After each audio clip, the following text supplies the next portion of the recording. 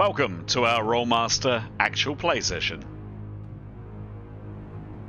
Twilight of the Old Order is a campaign set in the world of Duyranaki, the continent of men.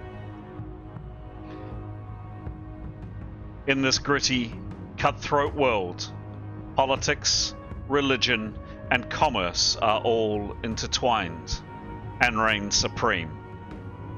Characters need to be both smart and ruthless to survive. We hope you enjoy our story, and, as always, may the dice roll in your favor.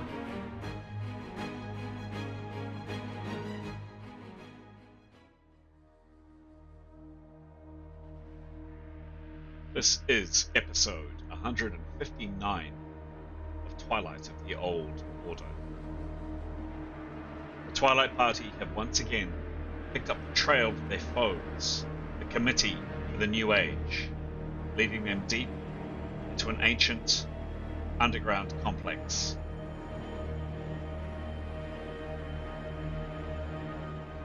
Our story begins with the party debating how to cross the wall of flame back of the passage and what to do with the various items and wealth they have discovered.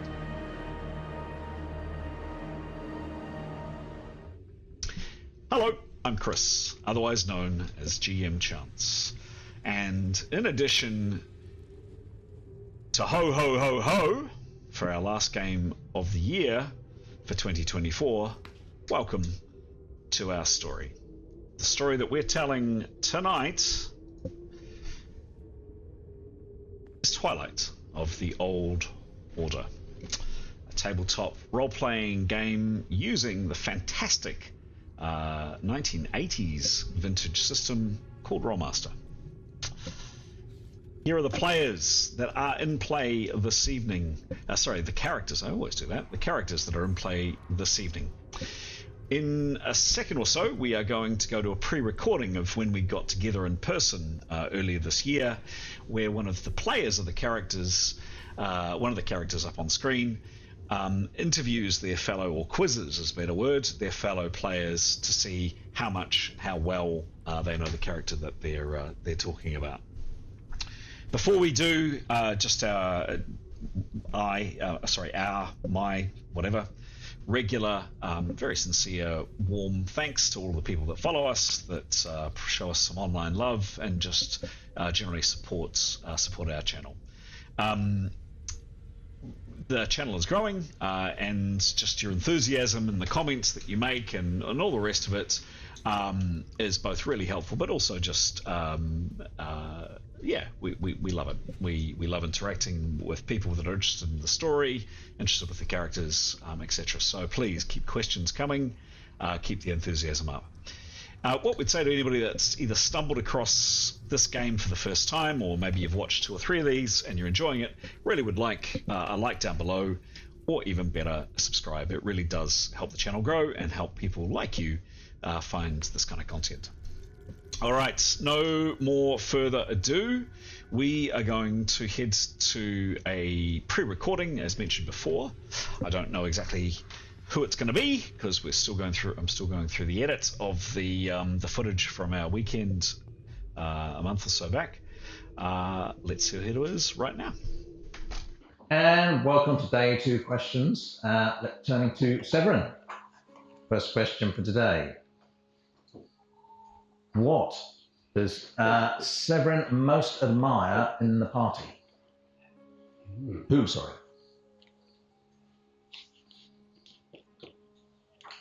Which character does he most admire, other than himself? Just want to make sure I don't name someone in the other party. So yeah, we've that's got what I was thinking. Yeah. Nicholas, we've got Whisper. I think it's got to be a bonus point. That's a good answer. Genius. And Pete again gets it. It's Jaden. Oh, good. Next question. What item does Severin hold that can negate spell use? Negate spell use. What does Severin hold? His carrot with him is quite heavy. Oh, yeah. You don't have to get the name exactly right, but if you can describe it, that will be marvellous. It is armour, it is big sword, it is magic broadsword, it's shield. Sorry kids, it's manacles. Oh, of course. Of course. Bracelets. Yeah, Kagora manacles. Yeah. Bracelets. Right, It doesn't have a magic. another item question. No, not an item question, not yet. What special advantage was Severin born with?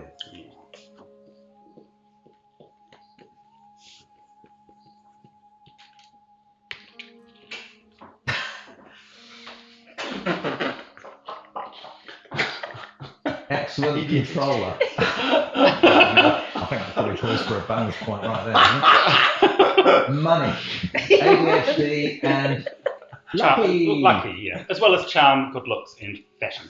Pete gets it. Lucky it is. Lucky. All right. Next question. What is the name of Severin's shield? That's easy. Is it the silver shield of Timur Oxiana? B, the red shield of Dif Marash? C, the crimson shield of Caliph Azar? D, the black shield of Abu al-Tunisi? E, the brown shield of Al-Jiadia? Or F, the pink shield of Prophylactique? Which is it? To go for E. So we've got the first answer we've got is C, which is the crimson shield of Caliph Azar. We've got silver shield of Timur Oxiana. Bish Bash, I'm not sure where you got that from. Cool, that's right. And B, the red, Pete again, it is the red shield. Hey, you're on fire. Okay, another multi-choice. Under whom did Severin once serve as a soldier? We've introduced them. Is it 1, Duke Marin of Dunward? Is it B, Lord Telston of Craness? Is it C, Baron Ballaster of Kershing? Is it D, John Sinclair, Earl of Canester? E, Brigadier Charles Arthur Strong, Mrs.? Or F, the baby-eating Bishop of Clerkenwell? Blackadder, nice. Can you read them again, please? Sure. The Duke Maron of Dunward is answer A. Lord B is Lord Telston of Craness. C, Baron Ballaster of Kershing. D, John Sinclair, Earl of Peninsula. E, Brigadier Charles Arthur Strong, Mrs. Or F, the baby-eating Bishop of Bath and Wells. And we have an answer, I can't read, is that B? B. Lord Telston of Craness. We've got Lord Telston of Craness. We've got Whistling. The whistling. Did you see that coming? Excellent. But 3 of you got it right. He was under him. Sorry, what was that? No. B. Oh, You B. got it right. Yeah. Need to hear it in your voice. I got 2. Oh, I got 2. The way you... No, Oh, okay, yeah, that you sounds can't familiar. pronounce the other one.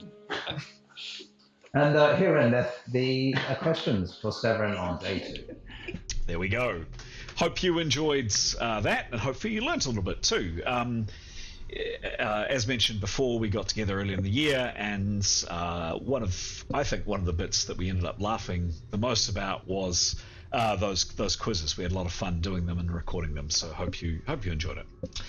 All right, we spend a good amount of time on this channel devoted to character development, understanding the faces up on screen, understanding a little bit more about who they are and what makes them tick. I think, and I'm pretty sure we think, that it just helps flesh them out a bit more, makes them a bit more well-rounded, perhaps makes them easier to play for the characters once they get inside for their players to play these characters with a bit more kind of understanding or inside their head of their avatars in this game. So earlier in the week that we play on a Wednesday night, as we are tonight, I send out some questions that the players can pick and choose from. And kicking us off tonight with a character development question, something to chew on about their character, is going to be Giles. Giles, take it away. Yeah, look, thank you very much. So tonight I'm playing 2 warrior mages, my own and somebody else's. So the first person I'm going to answer a question for is Yotto. He is mine. And the answer to this question the question asked is, how does your character feel about war? Well, despite the fact he is a warrior at heart, his experience of war, and he's in his second century of life, has been uniformly negative. War leads basically to death and destruction of all of everything, and in a very personal sense has led to the death and destruction of the two people he cares about the most, his parents. So he's very anti about war. It's a bad thing. Having said that, it's not the same as being anti about revenge or death. Slightly different feelings about them.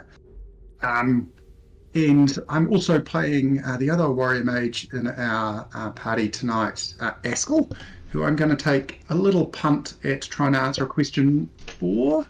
And the question we're going to have a go at for Askell is, how does your character deal with pain or injury? Well, he is a warrior, a well-dressed, affable chap. He's a chap whose strength and constitution are high, and his capacity to manage things that might be highly painful, such as poison or disease, are also really good. So he deals with pain or injury with a smile on his face and a kindly tap of his colleague, Stara, for a little bit of healing. And with that, maybe I will pass over to said Stara. Excellent, thank you, and our thanks to you for helping out Anthony this evening and playing a second character. Much appreciated. Stara, mic's yours. So Jada wants to answer the question, how does she handle pain or injury? Mm-hmm. I actually sent you a picture, GM Chart. Oh, did you? Okay. Sorry, yeah, in the Jada channel. So I didn't know if this meant her own pain or others, because that's her whole life has been healing people. Okay. But anyway, how she handles it is the same way. Did you find it? I did, just 1 second. I did. I'm going to do this. It's going to take me a second. What's the fastest way to do this? Hang on. Just take me 1 minute. Yeah.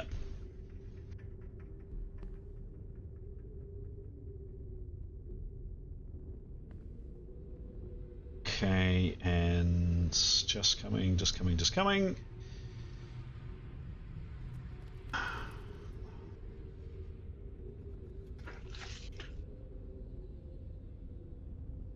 About 3 more clicks. And we're up to goodness me. Episode 59, here we go. Full screen, bang, and... Should have told you earlier. Yes, to know in advance. That's alright, it is handy, because otherwise I don't know. There we go, that's the image. So here's how she handles injury. Herbs, potions, spells, and some minor surgery. That's what she carries around with her. Excellent. That's how she deals with it. Very nice. In a very modern briefcase. In a very modern briefcase with herbs and spices and all the rest. Modern briefcase? I don't know. I think you could almost say that was fantasy. I like the image. Which I kept saying, make it look older, and that's as old as it would get. Which AI were you using for that? It's Copilot. It's Copilot, right. Yeah. Cool. Excellent. Thank you, Jada. Lovely. Can we have? You right? Hmm? Oh, can we have Nicholas? Sure thing. Thank you. Really cool image. So for Nicholas, same question. How does your character deal with pain or injury? Well, he is not a warrior, and he doesn't deal well with it. Well, he's not. I mean, he deals with it like anyone does. He's not he's not a hypochondriac or anything. He just tries to avoid it. He does find pain to be quite a good deterrent.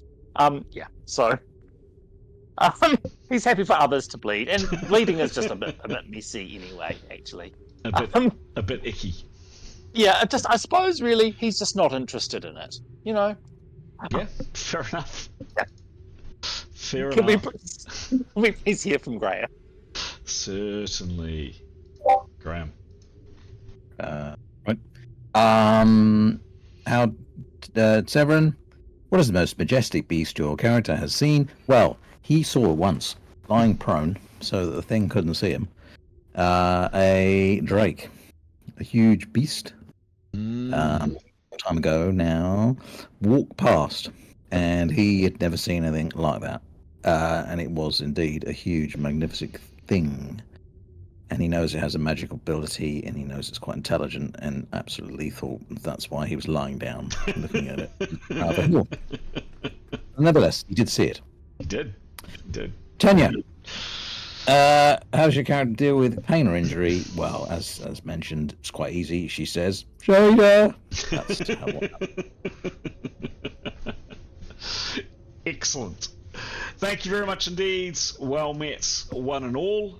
Those are. Oops, I'll just switch back to the main game chat. There we go, and you can see those questions helpfully popped up into the channel by Pete. Thanks, Pete. Those are the characters in play tonight, and you can see the names under each one of those, and you've now heard a little bit more about each one of them. Now is the time we turn to what happened last time. Pete, floor's yours for a very quick whip through of what happened previous session, please. I'll try to help out with images and maps and stuff. Oh, thank you. Yep. So we're in the underground ruin, Lords of Arcana ruin. It turned into trying to stop Torbash Papillus. Well, it was trying to stop Torbash Papillus. Turned into, well, we're here. We might as well go and find some treasure and explore. Because we never knew. I think we might well found more information. We're back and forth. We started last session. Whoopsies. With a reeling and rather bloodied Yotto. We'd tried to figure out the sequence of tiles to step on with these eye images and up this corridor to a room with lots of items, swords and weapons and things in it. Thought, okay, there's a treasure room that's going to have a trapped corridor. It sure did. We got the sequence wrong. Poor Yotto was slashed at by some very nasty magical blades and was sort of reeling. So we started last session with him sort of reeling out of the door. We pulled him to one side, checked he was okay, and established that, okay, his wounds, I don't think there was anything permanent, no permanent damage, but he was knocked around and certainly out for a little while. We did some more thinking, some more looking, exploring. We found one more clue, which you can see an eye above the archway in the image there. There's an opposite number to that, just above the archway on the door closest to us, on our door. And that sort of gave us the final piece of information, so that the sequence, was quite straightforward. Was 1 on the archway, and then 2, 3, 4, 5, 6, and then you were into the room. So that was a number of lashes on each of the eye tiles. Worked out, yeah. After finding that extra piece of information, Nicholas felt very confident that we'd got the right solution, and just, he was so confident enough to volunteer, I guess, to go across the tiles. It worked.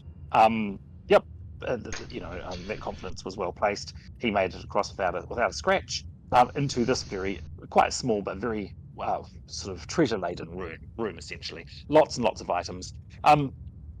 I think Tanya followed him in. We looked for secret doors. We opened the chests. We explored all of the items, and I think we transported just about all of the items out. Some of the heavier ones, I think we took one of each heavy one out. There were sort of statues and things like that, so we at least got one of each thing. We sort of started to sort of examine them, and Jada did a really good job of finding out which ones had magical abilities, which ones didn't. So we've got a really good read on which ones we definitely want to explore further with attunement. I think that between when we last played and now, I think that Severin has actually done some calculations on weight we can carry, and we can carry a good number, I believe. More hopefully from Graham on that. I think then after having a bit of an explore of those items, I think we slept, and now we pick up the game. Still in this underground place, and probably trying to find a way out. Perfect. Thank you very much, Pete. One quick comment from me, but any other qualifying questions from anybody else before we kick off? And we will turn to Graham in a second to tell us about weight, etc. Anything we need to know? No? Okay. One comment from me. Those that were listening to our session 2 sessions ago, yes, indeed, Yotto did very bravely head down this corridor, and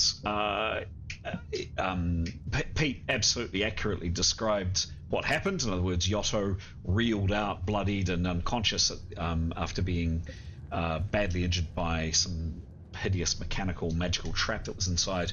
Actually, in the actual game as it played out with the numbers, Yotto actually died. So for those that are new to our game, Rolemaster is a particularly brutal, particularly tough, particularly unforgiving game, and each character has, call it what you will, 3 life levels, 3 life chances, 3 death saves, whatever you like to call them.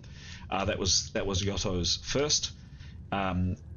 If he suffers 3 more of these, he will be dead.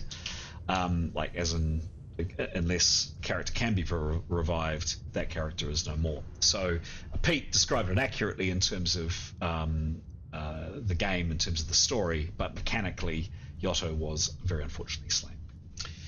All right, if there is nothing else from anybody, if you're all sitting comfortably, if you're all keen to hear what happens on our last game of the year, let's start the game.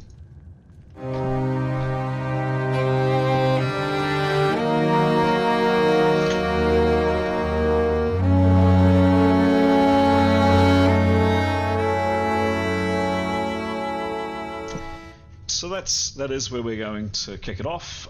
You've slept, you've recovered some hit points. You're basically on full. Most of you are on full hits, as discussed off camera. You've got the required loot out of that room. Over to you guys to decide what you want to do, and maybe a good place to start is weight, etc. That you had done some work on. Graham, go for it. The good news was that actually we've got some quite strong characters, and a couple of those aren't carrying much at all.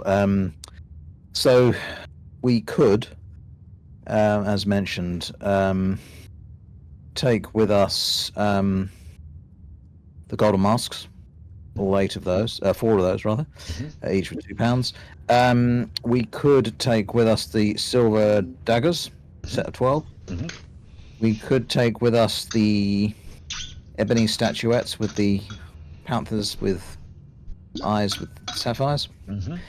We could take with us the jade dragon figurines, and we could, if a couple of characters beyond those 3 took a couple of them, we could take all 8 amber necklaces, should we wish. That would leaving behind the obsidian mirrors, which are massive, and which I don't think we'd attempt to take anywhere anyway. We could also put in. Sorry, I missed one out. 6 of the 20 bronze ingots. That would leave the ivory tusks left where they are. All the other items as well I've included. But in terms of all the enchanted items, that would leave behind the ivory tusks, 14 of the bronze ingots, the chalices, which would probably break anyway, the 6 of those, and the mirrors and the candlesticks. The candlestick, we could, however, if we wanted to, take the remainder of the bronze ingots. Now, when we had bronze ingots before, we cashed them in for 12 GP each. So, we could take another 14 of those in one of the chests, perhaps carried between 2 characters. That's something we could consider. And if we really wanted to, we could take the candlesticks, although I have no idea how much they are. I mean, they're bronze as well. But I don't know. Not enchanted. But whether we want to do that or not, I don't know. Again, they're in a crate already. Presumably a couple of people could take the crate. Obviously, that would mean that those characters carrying those boxes were encumbered. But also you just have to drop the boxes or put the boxes down. Should you wish to be not encumbered. What do we think? I think we'd be crazy not to take as much as we can until we've had a chance to really inspect them or try and sell them. And like you say, if we need to be unencumbered. Yeah, I think let's not sniff at 12 GP times 14. Something. True. we may It's as a well lot of carry. money, right? Yeah, I'm not sure about the bronze candlesticks. 10 of them. I mean, but hey, I mean, but I think so. I think Stars have prioritised the weight, so the ingots or the least valuable things, like the non-enchanted things, the least valuable things, are the ones to go first if we need to drop and run. yeah, the bronze ingots will be the ones to drop and run. They're quite heavy. They're £8 each. They're really heavy. The candlesticks are lighter, but then they haven't got as much bronze in them. Well, and the other thing too is if we are in direct threat, but we do need to hurry, either Askell or Yotto can cast float, at which point if they're in a chest they become weightless, so should not encumber us. But we've got the capacity, obviously if we get into a battle we probably just want to drop them and fight. But so I think we've got capacity to manage, and if the candlesticks can also easily go on one of these caskets, the same dice, we don't seem desperately keen to need to move. So it strikes me we should take as much as we can, and either Yotto or Askell could cast float on either one or both. I'm not quite sure. I hadn't really thought about this. Well, let's see. I mean, it really depends on how we're getting out of here, because lugging all this shit for 3 days to get back to the city might be a bit much. So we can't do that. It lasts 30 minutes. But if we were, for instance, to manage to retrace our steps, there are some ponies that could carry presumably some of this weight that we stashed at the forest edge. So the potential, and we know that it's unlikely they'll be found, even if the 2 remaining soldiers went back that way and weren't eaten by spiders. So yeah, but who knows? There might be a better way out of here we haven't discovered. So I guess we could just. So for the moment, then we pick up the candlesticks in one box, and then we pick up the remainder of the stacked bronze ingots in another box, and see how we go. How about that? Yep. Okay. All right. Yeah, I trust you guys that you've done your weight calculations and encumbrance, etc., with the other items. All good by me. Great. Cool. Sounds like you made a decision. What happens now? Well, I think we were back at the flames. We had managed to not all of us collectively not read any runes, despite a lot of effort, which is a bit tragic. So I think Pete was very poised to save the day and become a hero once again. Off you go, Pete. No pressure. Well, the plan was, and I do think it's fair to say that we can calculate. I think it was Tanya in particular was doing measuring out of rooms, around the flame thing. So I think we figured out that there's a dead space. I actually don't think that at all, to be honest. I think that is gaming it. But go for it. I can tell you that myself would be. I believe I'd be able to have figured it out. Okay. You walk that far, and you go, oh, okay, there's a gap there. But what do you do? Yeah. Nicholas will be in the wall. Yep, that wall. Yep. Right. So the one to the right of the flames, and he will prepare, and he will warn people that if the portal works, he'll want to volunteer. I don't know what will happen if there's not an empty space beyond here. I don't know what will happen with the portal. He would know, I assume, because he knows the spell list. But if there's no room to go through a portal, I assume you just sort of go into a 3-foot long dead tunnel that it makes. I'm not sure. But he would warn that we'll need to get through in 8 rounds. So who are just to give me a sense of who's carrying what? Who are carrying boxes, heavy items in their hands? I'm assuming that the other items. Well, actually, no. Actually, could you run me through who are carrying the other item? Who's actually got what on them? So. Oh no! I mean, someone's got something horrible. Basically, Severin, Askell, and Yotto are carrying all the objects that we have found that are enchanted. Who are? Severin, Askell, and Yotto. Yeah. Okay.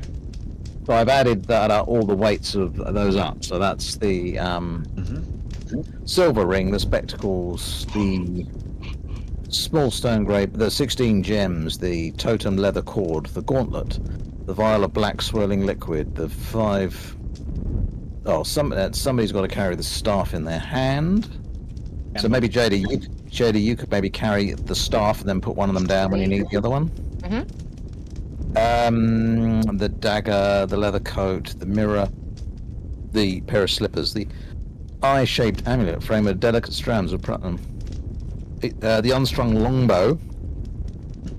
Tanya will have to carry it as well, and then have to put one down when she needs to use that. The plain silver ring, and the other dagger, and then the items as described. So who's carrying the plain silver ring and the other dagger?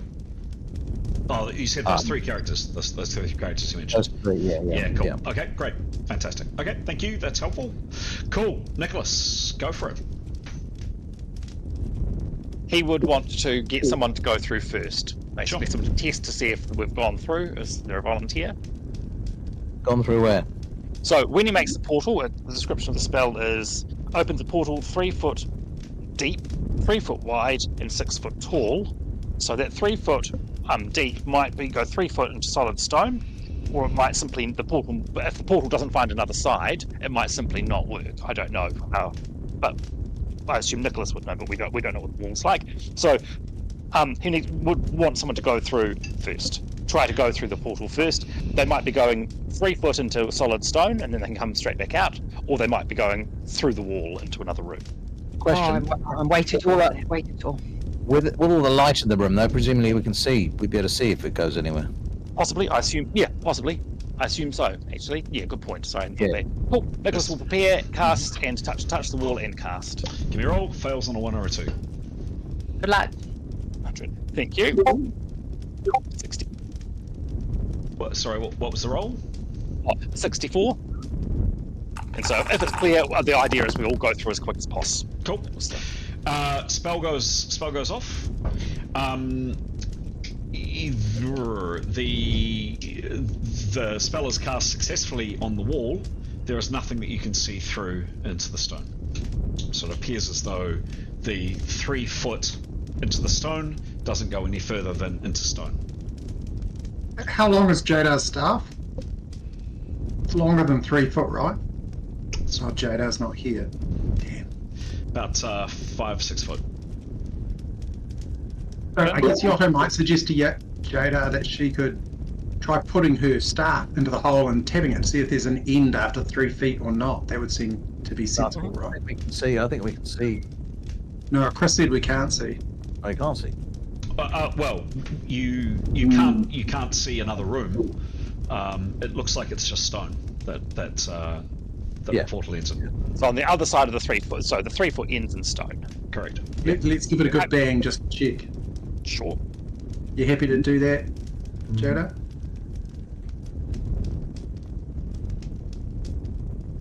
Yeah.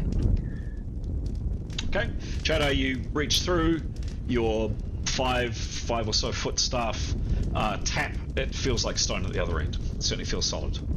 Damn. Reporting back. So, Okay. is there a better plan than throwing a mirror in a flame and running? Have we looked as closely as we can to see if this ring opens anything? We know the ring is a key. Ooh. Like, I don't want to go back through that flame, right? That's just bad news. Have we checked everywhere? Do we check the radioactive room? Do we check the room at the end? Do we check the room that's caved in? See if this key... We know what opens stops the flame. And that is the rune that we cannot read. That we can't read. But we Hey, can't wait for a week. I've got a spell called Still Air. Creates a pocket of still air. 1 something a level on all sides of the caster that no outside gas can come into. Could that work? Or no way? Like if I used that spell and then stood over the fire, could everyone just walk through? I'd have to overcast it. Does anyone know? Still air? Still air. What do you mean, what description of air? Do you mean Creates a pocket of still air. 1, I guess it says foot per level, so that's 9 feet on all sides of the caster. So That sounds like it goes against wind, probably, rather than hot molecules, no? No outside gas can come into. Is fire a gas? Not really. Duration is the time for the oxygen to be exhausted by one person. But if there's no oxygen there, oh, that's outside gas. Everything except oxygen. This is a magical flame, of course. Oh, right. Not real. Okay. But yeah, probably not, I'm thinking. But maybe... So we can't even cover it because it's not a real flame. We can't just put something over it. It's Like flame elephant and hot. piss. No, I mean, yes. I mean, what I'm saying is it may not be burning oxygen as a flame, conventional flame would, Right. but it will be as hot as it's magically created, but it's still hot. Still a real. Do we know if there's a system for turning this off? If we found a button or a lever or anything that might do it, even if we can't read the room? Yeah, it's the runes. So we've got to read the runes, which we can't read to cancel the flame. Okay, Chris, can I ask you a question? This is a technical question. So Yotto has Unbarring Ways, it has a spell called Trap Law. The description of Trap Law is gives caster a plus 20 bonus. Now it says here for picking the lock, because this is lock law, and the trap law says as lock law, and analysing and plus 10 to anyone who can help describe this. So could he have another go at reading the runes if he casts trap law on himself with a plus 30 bonus? Nice try. I'm sorry. Reading the runes is actually being able to decipher a magical script and translate it. But nice try. I can think of nothing else to do other than go back and look for another way out. Or we'll use something that we've just picked up that stops this magic. Yep. Last time what we did was we put bodies across there. Nicholas did leaving on himself and went through unscathed. So he's got leaving, which is a third level spell. And I think perhaps Warrior Mage has got leaving as a 4th level spell if they've got high riding. So if both Yotto and Eskel can spend 4 power points, they'll get themselves through. I think I can't remember if Eskel did already. So that's Eskel and Yotto. And 1, 2, 3, 4 other people is 12 power points for Nicholas. He's out of his 32, so he'll be left on 20 power points, and that's leaving for the whole party. Oh, if right. If we're making the gap in the flames using the mirrors, and then and Nicholas goes fast enough to does 2 rounds prep and then puts 4 people through, including himself, and Yotto and Askel can cast it on themselves, then how about that? Awesome. Well, that's a good plan. Is the portcullis on the other side of the flames up or down? You don't know. Sorry?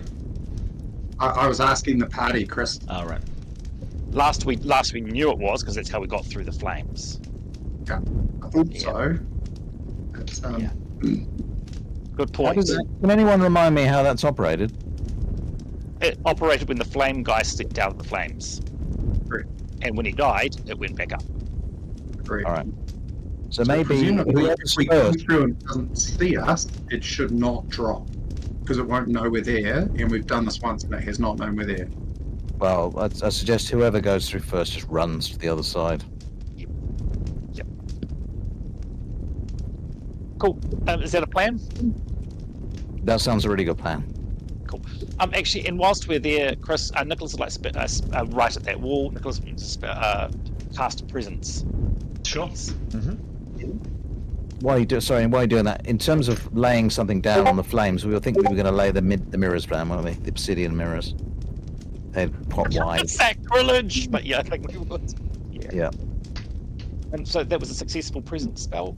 Thank you. And the distance is, please, Pete? 80 foot. 80 foot. He's gone up a level. He has, yeah. 80 foot.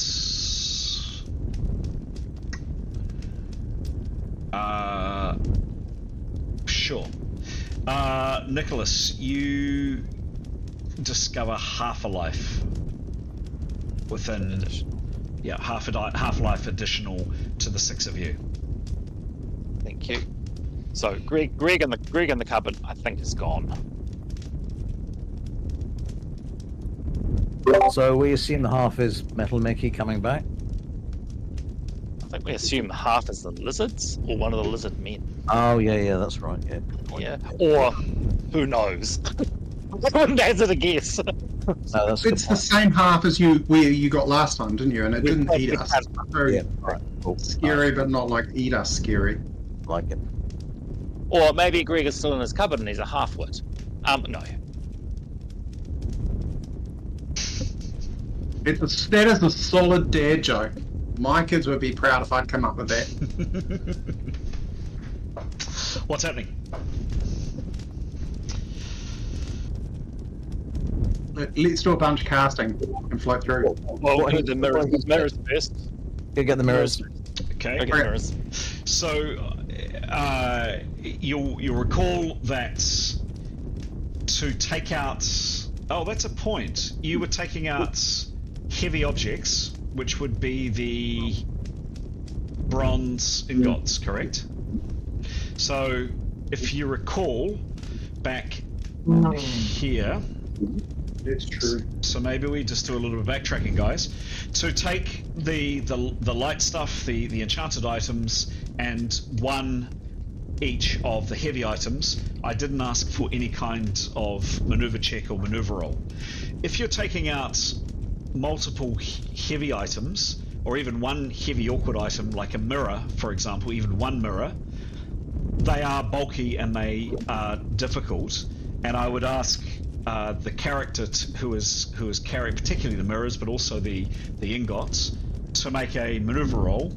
The maneuver roll is not a scary maneuver roll. It would be an easy maneuver roll, and it wouldn't be an all or nothing. So it's not like you have to roll under a certain amount. It would just be incremental. So if you rolled, for example, if you got a result of a 30, that's not a 30% chance. That means you only get 30% of your activity through. You can, of course, still fail. If you roll a 1, 2, 3, 4, 5, and then you roll down again, and then down again, you could fall over, you could misstep, and all the rest of it. But basically, so long as you don't roll a 1, 2, 3, 4, 5, all you'll do is just make slow progress. What is the plus on that? The plus on that is maneuvering in armor, or if you don't wear armor, your agility. Okay, so who's... Yeah, 'cause both mine wear armor. Who doesn't wear armor? And who's really... But what's your agility like? Very agile. I am, let's see.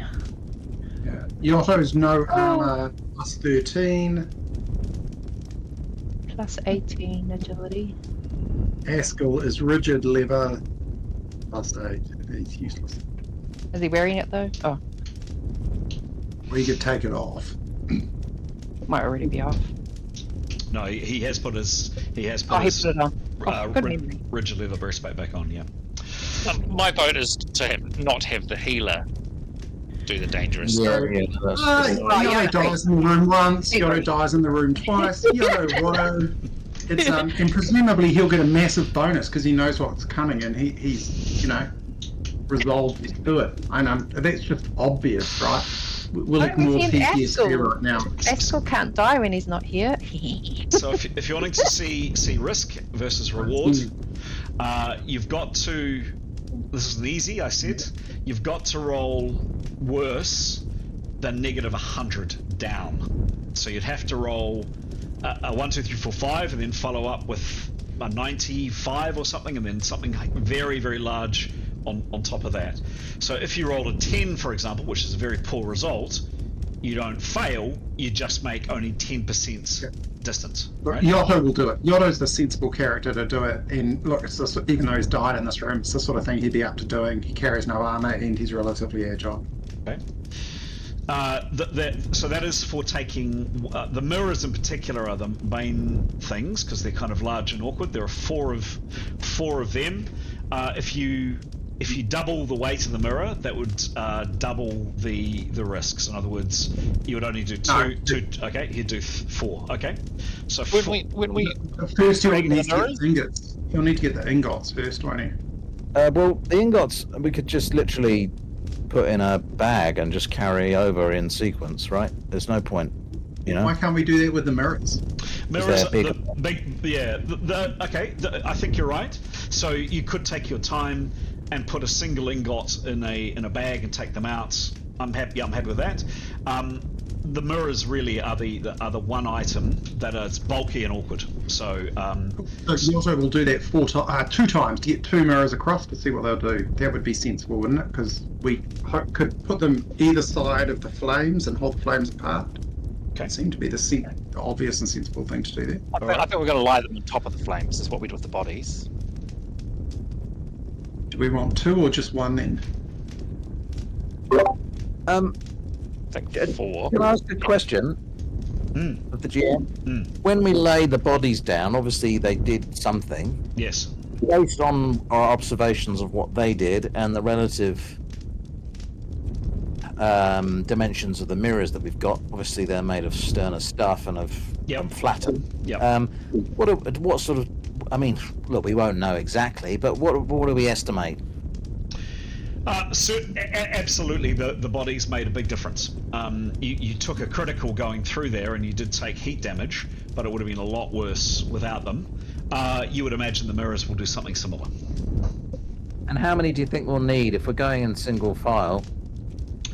Like, will 2 do it? Two would create a wide enough space, yes, or a wide enough gap across the flames for a single person to go across. Yes. And is there an advantage of taking 3 or none? Do we think? 2, no, really. 3 would be overkill. Okay. Is there any way of rigging the mirrors to drag them across down the trapped hallway No. with a rope sort of thing? No. Let's just do this. I think Yoda would do this. The risks look low. Yoda's happy. Let's do it. Okay. So first easy maneuver based on your agility. Yoto, give me a roll, please.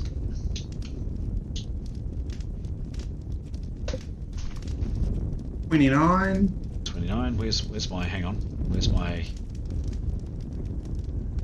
His agility is plus 13. 29 plus 13 is a result of... Yeah, I mean, you make really good progress on that. You're 80% of the way across. One more roll, or hopefully one more roll, should get you 100%. One more, please. So can I just check before I do? This corridor was about how long, Chris? 26 foot.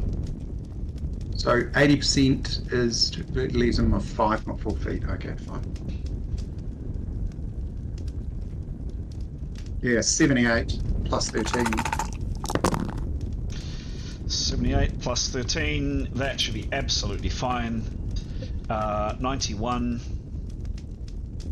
Easy, you're out with the first mirror, no problem. So in how many do we need? 3? 2. 2. Let's rinse and repeat. Okay. Second mirror. Ooh, 100. I must have done something wrong.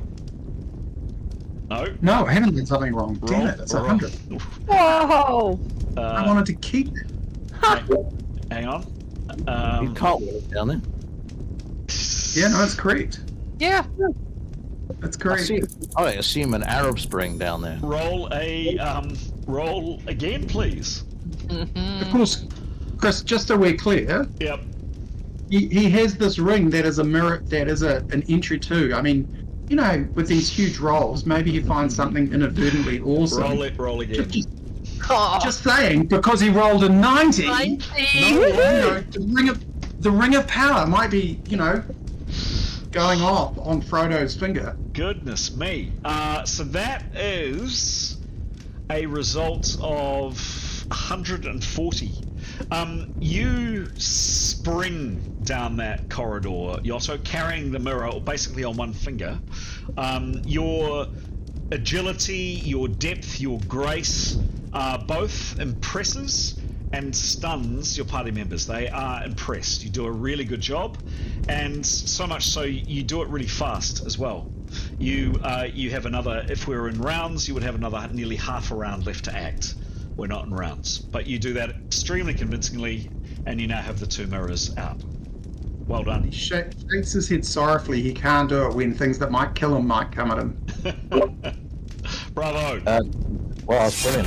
Severin turns to Tanya and says, I've never seen a man carry a mirror so impressively. He looks back and says, neither have I. What a guy. Nice work, I'm Yotto. the man in the mirror. He is the man. It's like He is the man in the mirror. That could be the title of the episode. Okay, you have 2 mirrors. Describe what happens, please.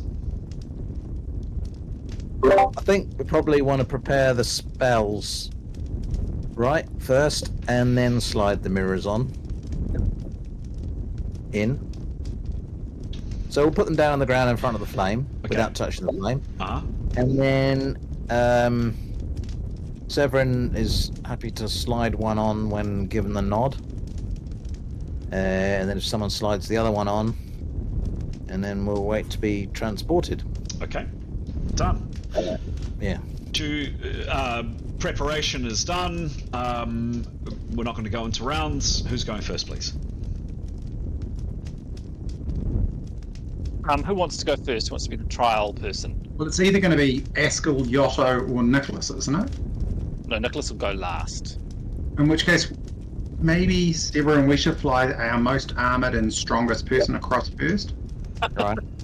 But I have to say, we would have Askell and Yotto in line behind him, 1, 2, 3, boom, boom, boom. So the time between those 3 spells are going to be, minimal, less than a round. We should be able to. Question, GM. Does having armor on make it more difficult, or is he more liable to get hot? How are you moving across the gap? Leaving. Transporting. Leaving. No, irrelevant. All right. Cool. Well, I'll keep my snug armor on then. Okay. I'll just slide the mirror into place and await for transportation. Done. Pete's definition of the spell, range of the spell, etc. That's all good, I'm assuming? Sure. Yeah, 100 foot. Just has to be no barrier that they can physically go through. Sure. Cool. Fails on a 1 or a 2? Yep, Severin's roll. Yep, is good. Yep. What's the roll? It's 38. Success. Big dice. Yes, Severin. There is suddenly something very strange for you. The world disappears for a second.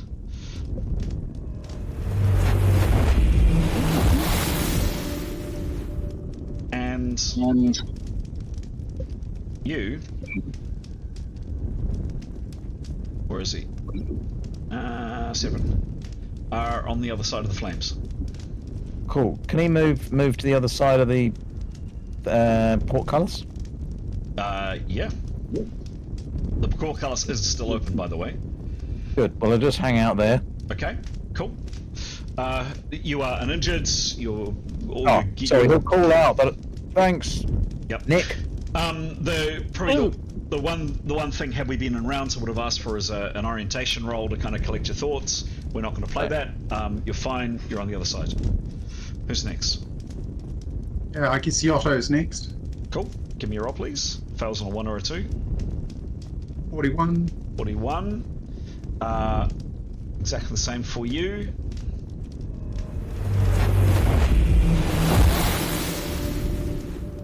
You emerge here and do the same. It's going to go. Yep. Okay.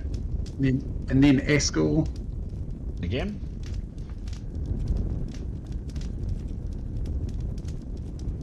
$46.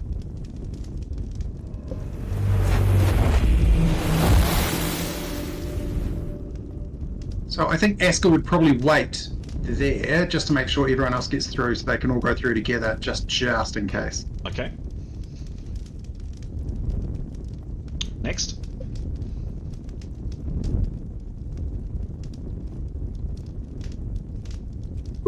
Well, Tanya will go if no one else wants to go. Go for it. Sorry, I was talking to myself. Does Jada have leaving? Can she? No. No, okay. So, Tanya, cool. Here's her roll. This is waiting 40 seconds, is that right? 20 seconds. 20 seconds, okay. Yep, that was a 90. 90, that spell also goes off.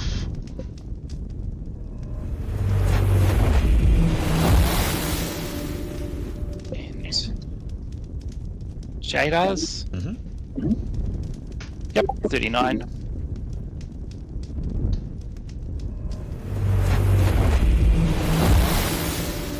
Same again. And yep, and Nicholas. 24.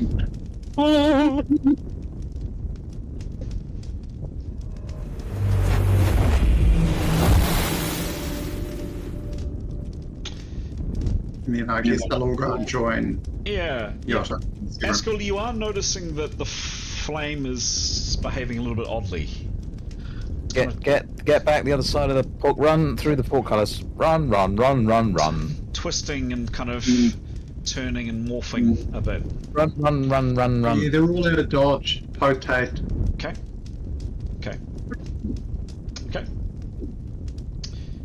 Yep, you come through. So can Tanya listen at the door, please? Sure thing. This is the black. There's definitely this is the black key door. There's definitely some kind of the flames sound like they're roaring a little bit more than they were. Like the noise of the flame is definitely sounding louder and more angry. Okay, well we're just open. She just gonna we're ready to go. So she's just gonna open the door and have a quick peek silently. Okay. The strange blue base is still there. Looks exactly like that with these energy swirls coming off it, and then this bloodbath immediately in front of the door is there as well. Okay, quick glance left. If there's nothing there, gets everyone through the door and locks the door once they're through. Okay. Yes, the flames are definitely, without a doubt, definitely getting louder. And there's some kind of deeper roaring noise from underneath it. You get through the door. You'd like to lock that door behind us using the black key. You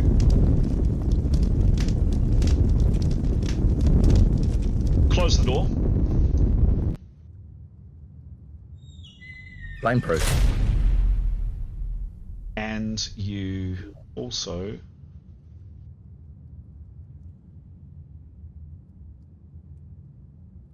lock it. Cool. Leave the key in the lock. Won't be needing that. In case we rush back. She'll put an arrow on her bow, please. Yes. And she will have a little sneaky look around the corner. Okay, cool. Any actions from anybody else that I should be aware of? Well, Asker will draw his cutlass. Yota will draw his no dashing. Okay. Done. Nicholas will have his sword out. Swords out. Okay. There's nothing around the corner. It's bail, guys. We just need to move post haste. Well, yeah, okay. Rinse and repeat with the next door. Listen first. Cool. Yep. No one in the, no one in this long corridor. Cool. Listen at the door where the soldier locked himself in. Roll. Actually, I don't care. Do we care? We don't want to go in there, do we? Probably not. Okay. In that case, urges the party to join her. And I think we're headed for the looking at the descriptions, right? So we'll now sneak down the corridor to the door that leads into the other corridor and listens. Okay, give me a Did roll. you hear anything? Give me a roll, please. Helping.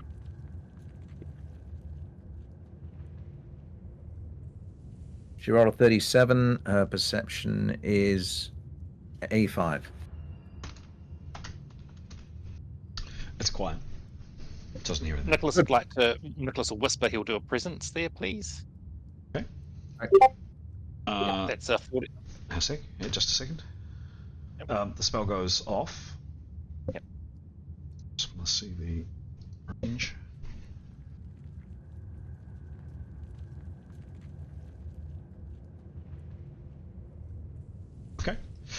Back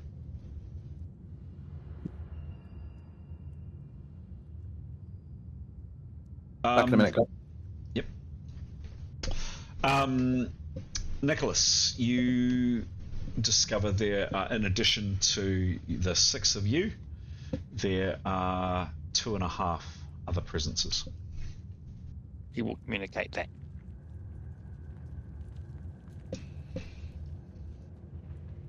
We need to try and get down this corridor and into the room with the water carrier, right? Because the water carrier symbol is on the ring that we know is some kind of a key. Did we say 2.5 presences? 2.5. Yeah, so there's the half presence that we've always had. It's either the metal man or one of these lizards, and there must be 2 other people.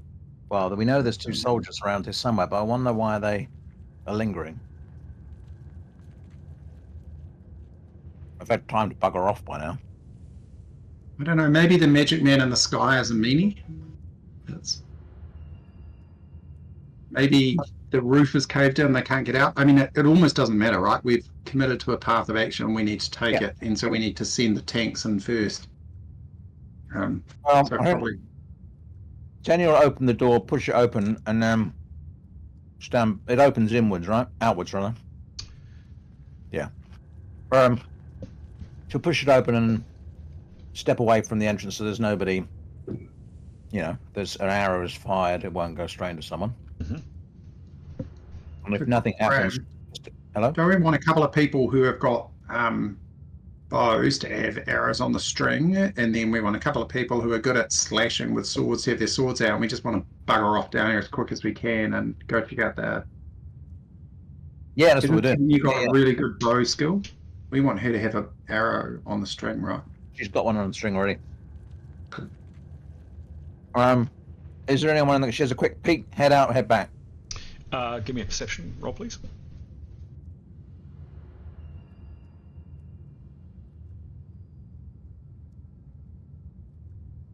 $100. 100. What's her skill? 85, I think I said. Mm-hmm. Yeah, 85. You don't see anyone. Right. I mean, it could be crap. Right? Save these 100 rolls for battle. Yeah, okay. Or what? One thing you do notice is there's less light down here. Okay. So Yotto might suggest to Nicholas that he sends the GM's Bane down the corridor for a look-see. If that's possible. Nicholas is happy to summon the bird, I think. Wouldn't whistling make more sense? You've got 100 meters, it's small, it won't be seen. It's no good in combat. Oh, yeah, fair enough. What happens? I mean, how was it opening the door noisy? Tell me.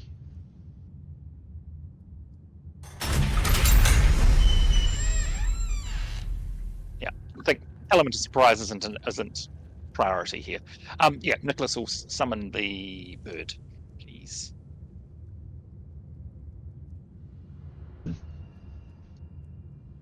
Oh, I just put that in the wrong place. Right, we're not going to get too fussy with the birds. Just give me a 48. bird. The spell goes off. Okay.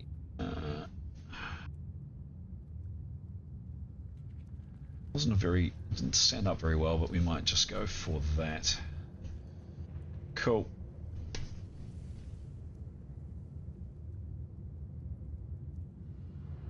Okay. And we'll follow direction, but basically it's just going to go down, and I know he can't see very well through it, but he'll check into the lab room. Yep. Like a look through the doorway. Once round the lab room, maybe, if he's got the range. Yep. Give me a perception roll, please, at a hefty minus. Absolutely.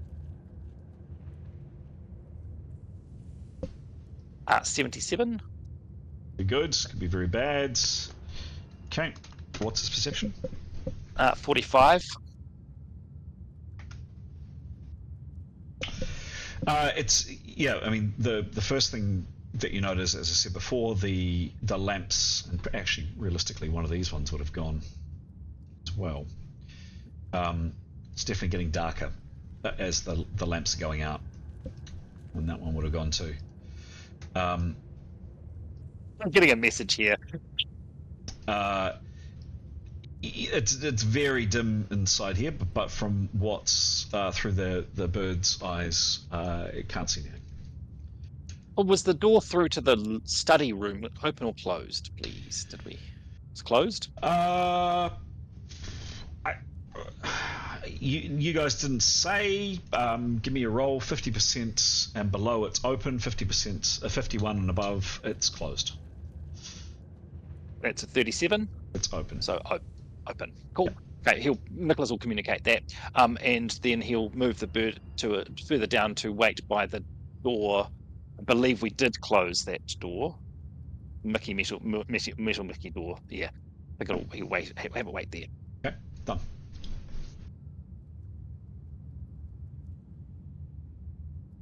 Yeah. And unless if everyone's happy with that, he can send the bird into the library if that's preferred. No. I think don't we want, We just want to get down. Ascallion or Yotto, that's right, and Severin to head into the. We want one of these armor types to head down into the. Yep. Probably Yotto's got the ring down into this water bearer's room and thought- see if there's somewhere to. Isn't the water bearer's room is beyond, isn't it? Yeah, it's the door at the end, not the one the bird's waiting at. Not Mickey. So that's what we need to do is go down to the door at the end. Might be worth checking the main room out first, don't you think? Yep, sure. Just in case. Well, I think No? if we're going to go out through the water bearer thing, All right. then yeah, I don't know.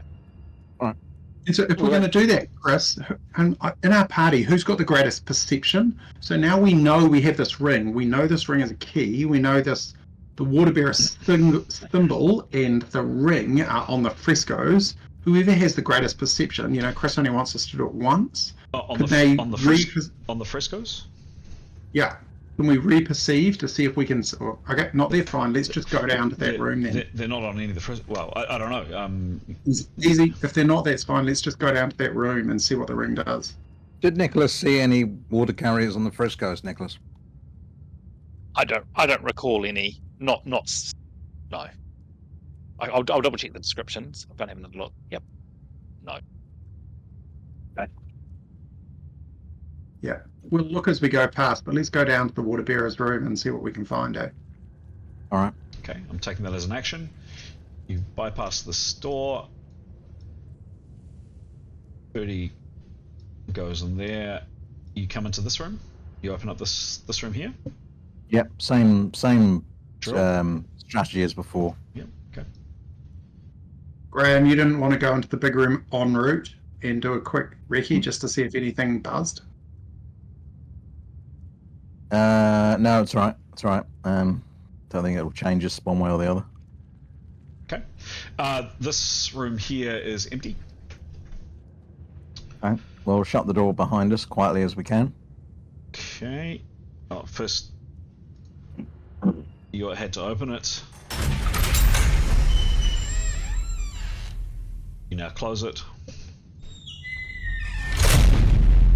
It's not that loud. Which one of our characters is carrying CRC?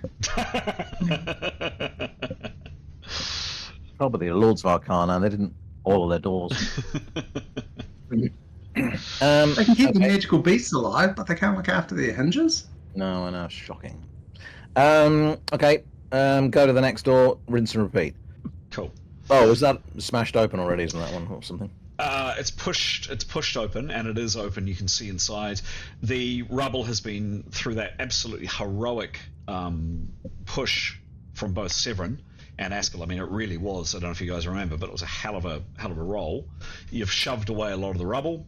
You can scramble in. Some of you are a little bit nervous about the rubble, considering what happened last time. But yes, you make your way through into this room here. Quick look, a cursory glance around that room, apart from dead people and a ceiling that's come down. Anything else? Yeah, no, that's it. And I meant to before the game. I didn't, but a lot of the ceiling has come down. You may recall. No, and last, it's as you left it. There are a couple of items missing. You think maybe some backpacks and some other weaponry, perhaps. Some of the soldiers' packs. You'd rifled them. You checked there was nothing in them. You took any food and any water, but yeah. Okay, what do you do? all right, and then finally the room having being quite careful about it. Quick peek in and back again. All right. Empty, and you can head into this room. Right. I don't know anything about the ring or how this would work in theory or otherwise. Okay, so Yotto knows he has a ring. He knows this ring is, hang on 1 second, very powerful. It's a key to opening something close, certainly within this complex. That's all Yotto knows. So I guess what we want is whomever has the best, I don't know if this is attunement or general perception, or to be looking around to see what they can find where the ring might. I mean, sensibly, a key unlocks a lock, right? But maybe you place it somewhere, you bring it somewhere closer. I don't know. Why don't you Sorry, go for it. I'm going to suggest. Severance is suggesting laying hands, wearing the ring. Might be a good start. Meanwhile, certainly my two characters will search the room top and bottom, looking for unusual openings, things on the wall, floors, ceiling, etc. Walls, So floors, ceiling. Yotto's a follower of Dio. He'd listened to the voice in the sky who was about to speak whilst his hands are... He's wearing this ring, so he'd put his hands on the water boy. Girl. And would Like listen to what the voice in the sky was about to say. Okay. It's the motif on the ring. Okay, so I've got an action from Yotto putting on the ring and touching the statue. Where and what are you doing with the statue, Yotto? So I think he'd look to see if there's somewhere obvious to place it, and if there's not, he'd be, looking and perceiving for a place to find it. Okay. He'd be happy to be looking and touching. Good. We'll come to that in a I second. think Escalier would have his sword out and would be maybe standing guard. Is that Askell would do that, right? At the door. Mm-hmm. He'd be wanting to keep an eye on things. That seems reasonable and perceiving. Okay. Nicholas, Jay, and Jada, please. Nicholas will do. Nicholas will just wait with the bird, I suppose. The bird in front of him. He'll wait at the door, looking outwards. Well, no, looking. Yeah, looking out the other room, on guard a bit as well. Okay. And Jada? Well, I was thinking, I just noticed that I can actually help people reduce their penalties, but is it better to just leave them to get better on their own? Is it, or is it just a simple roll of a dice and I can actually help remove Askell and Yotto's penalties? Depending on how well you roll. Yeah. Yeah. Is it just the first aid roll? I don't know how it works, but I'll just roll, shall I? Oh, right, Ross. Yotto's definitely keen. What's Askell's penalty? Well, his is negative 23 and yours is negative 11. They're both definitely keen for this. Yeah, so let's do this. All right, give it a go. Okay, so you... Okay. So, just a second, please. Yeah.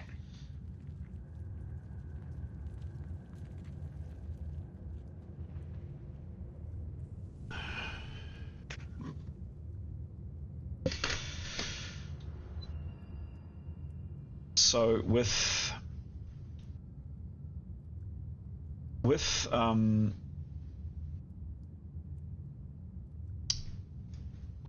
first aid can be used to bind a light wound and reduce the penalty. It's a light maneuver, so it's a plus. I always forget the positives. It's a plus 10 to this roll. First aid can do nothing more for serious injuries. A light A light injury is anything 20 or less, so that would cover Yotto.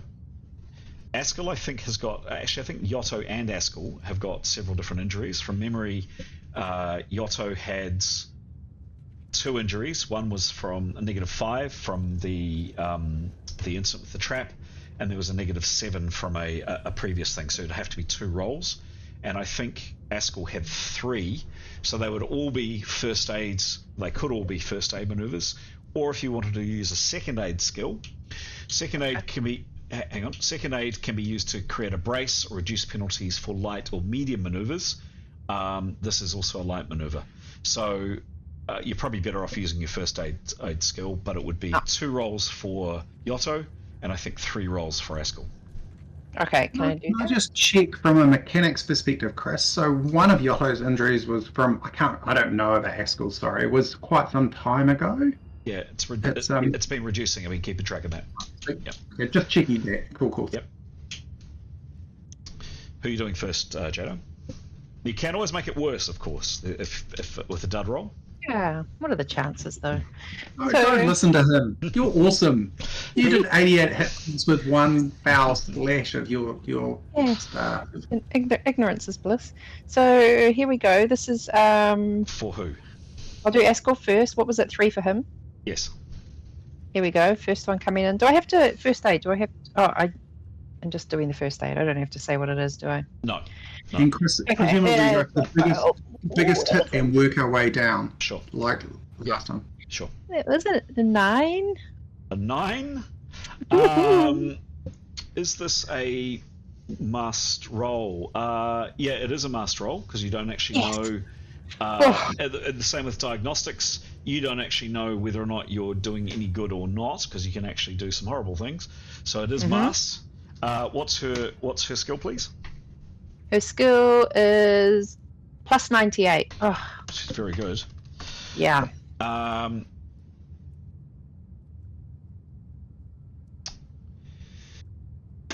Relieving penalties. This will take, by the way, each one of these, in terms of time, will take at least between 21 minutes and 30 minutes just to spend time to get the brace straight and prepare the brace, so long as you're prepared to take that length of time. So that's about an hour and a half for Askell and about an hour for Yotto. Oh, so I'll ask everyone if we've got that much time. Well, we're doing some stuff anyway, right? We are, yeah. We're looking searching around. them, and Miotto's poking around at things. Should we just Yeah. try? Okay. It might save our lives later, eh? Whoever finishes first, I suppose. Okay. Yeah. Cool. Very good. Yeah, if this penalty has 15 or less, you lower it by 10. I'm going to say this was an injury of 10 or less. So you've knocked 10 off Askell's 23. Nice work. Thank you. Next He's one. down to minus 13. Thank you. Correct. Askell, Cuddle, Jada. Yep. Next one is 58. Okay, 58. It is mast. 58.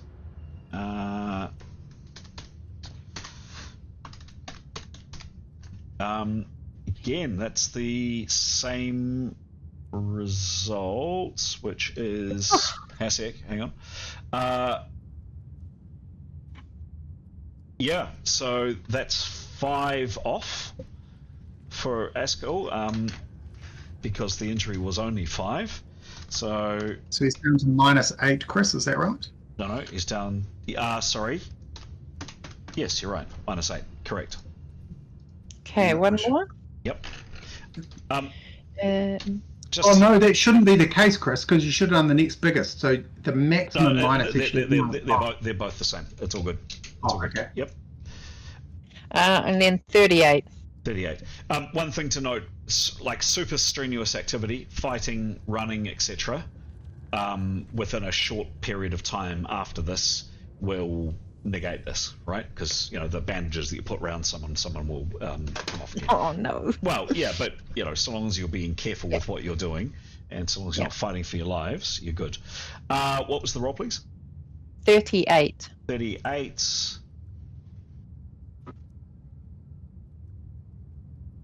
Another good roll. Askell is now down to -3. Negligible. Negligible. Thank you. Cool. Esther will definitely give Jada a little cuddle and possibly even a kiss on her cheek. Oh, that's Goodness pretty me, happy. blushing, much blushing. He's a warrior. He's not into this stuff, but yeah, well, he's got some cool earrings, I suppose. he does. But, She's quite just so we flustered now. can play the game as it is. So that will have taken an hour. So I guess that means Yotto has had an hour to really closely inspect. That's an hour and a half for 3. So it's about. So he's had an hour and a half to really closely inspect the statue. Maybe so a little. before Yep, got it. he gets in again. Yep, fully got that. Thanks. So it's around about 20 minutes to half an hour, and it's basically just getting the bandages out in the right place, and does this feel right, and twist it, and blah blah blah blah blah, brace it.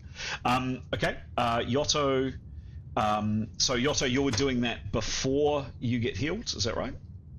Correct. He'd be checking out the statue. Okay. So you will still have you will still have the -11.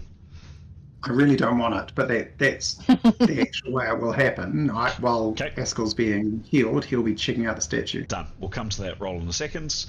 Give me a roll, please, Jada. 59. 59.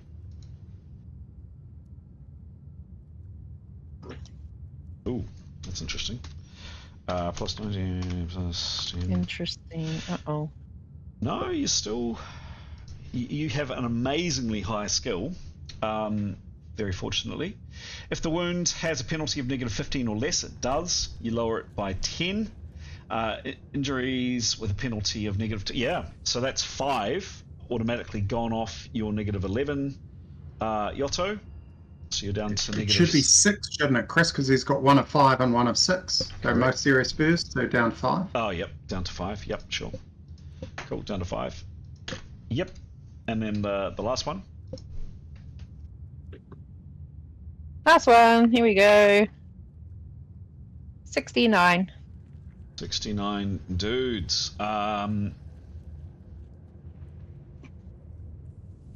Same result. Yotto, you are feeling remarkably better. Remarkably better. You are now strapped up, and if you, in the next, little while, if you do something particularly strenuous, so with Askell, it'll come undone, but otherwise, at the moment, you are free. Give me, please, Yotto, a perception roll for looking over the statue, and then we'll go to to Tanya and Severin for looking around the walls. Give me a roll, please, Yotto. There will definitely be some high fives for Yotto to Askell and Stara. He's not quite such a cuddly character. Mm-hmm. So 49 is his roll for looking around. 49, he does get the -11 as we just discussed. What's his skill at looking around, please? So his skill at looking around was 48 and should be more than 48 now. It's 54. 54, cool.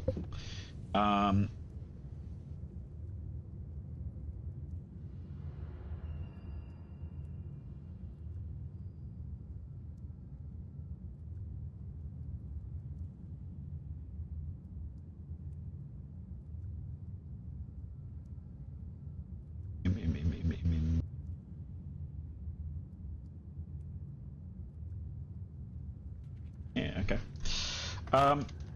-11. That was a good roll, actually. Yotto, describe a little bit what you're doing with this statue, please, and then I'll... Actually, before you do, I'll go to a roll for both Severin and Tanya for the walls. Who's going first? Severin. Cool. For the hell of it. Give me a roll. So, Severin rolls 62. Mm-hmm. And his new perception... New shiny perception, yep. Is now 80. 80. Okay. What in particular are you looking for, Severin? Well, he's heard about he's been shown the switches and strange things that Tanya found before. Mm-hmm. So I guess he's looking for those. He's looking for aberrations in the wall, in the floor, and glasses at the ceiling too. Looking for anything that's just maybe not quite right, or catches, secret doors. He does all four walls. Looks at the ceiling. Looks at the floor. Severin can't see anything. Not even this phantom doorway here. Can't see anything that causes him to. And he looked behind the door and behind the desk as well. Mm-hmm. Sure thing. Yeah. Tanya, give me a roll, please.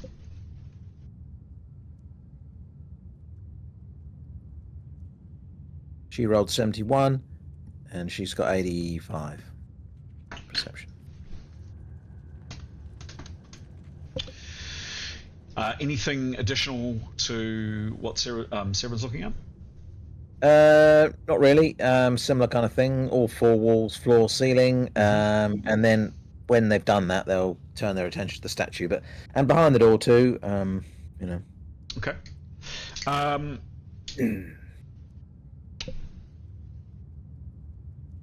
Yotto, tell me what you're doing with the statue, please.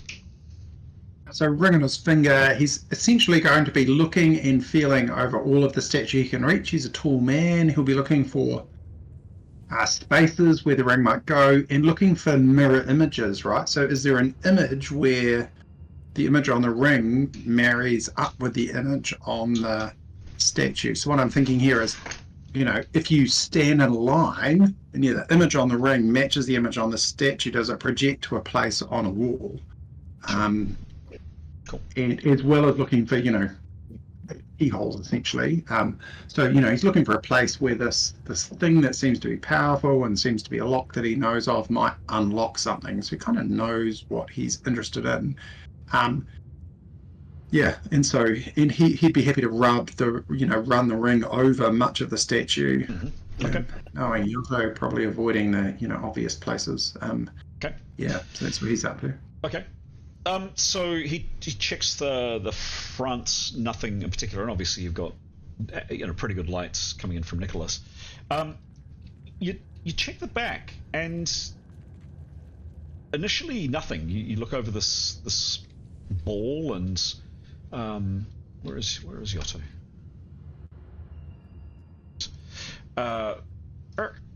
Is he going to stand up for me? Maybe he is. No, he's not.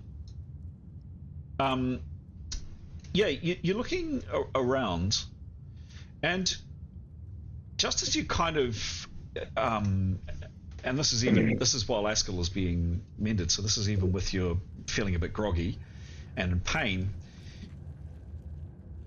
You'd almost thought that you'd done your dash on the statue. You almost thought that you'd looked everywhere, when suddenly something catches your eye, and it's an indentation at the base of that water jug, just slightly out of. Yotto's tall, as you said, but slightly out of his arm's reach. A very taller person than Yotto could probably reach it.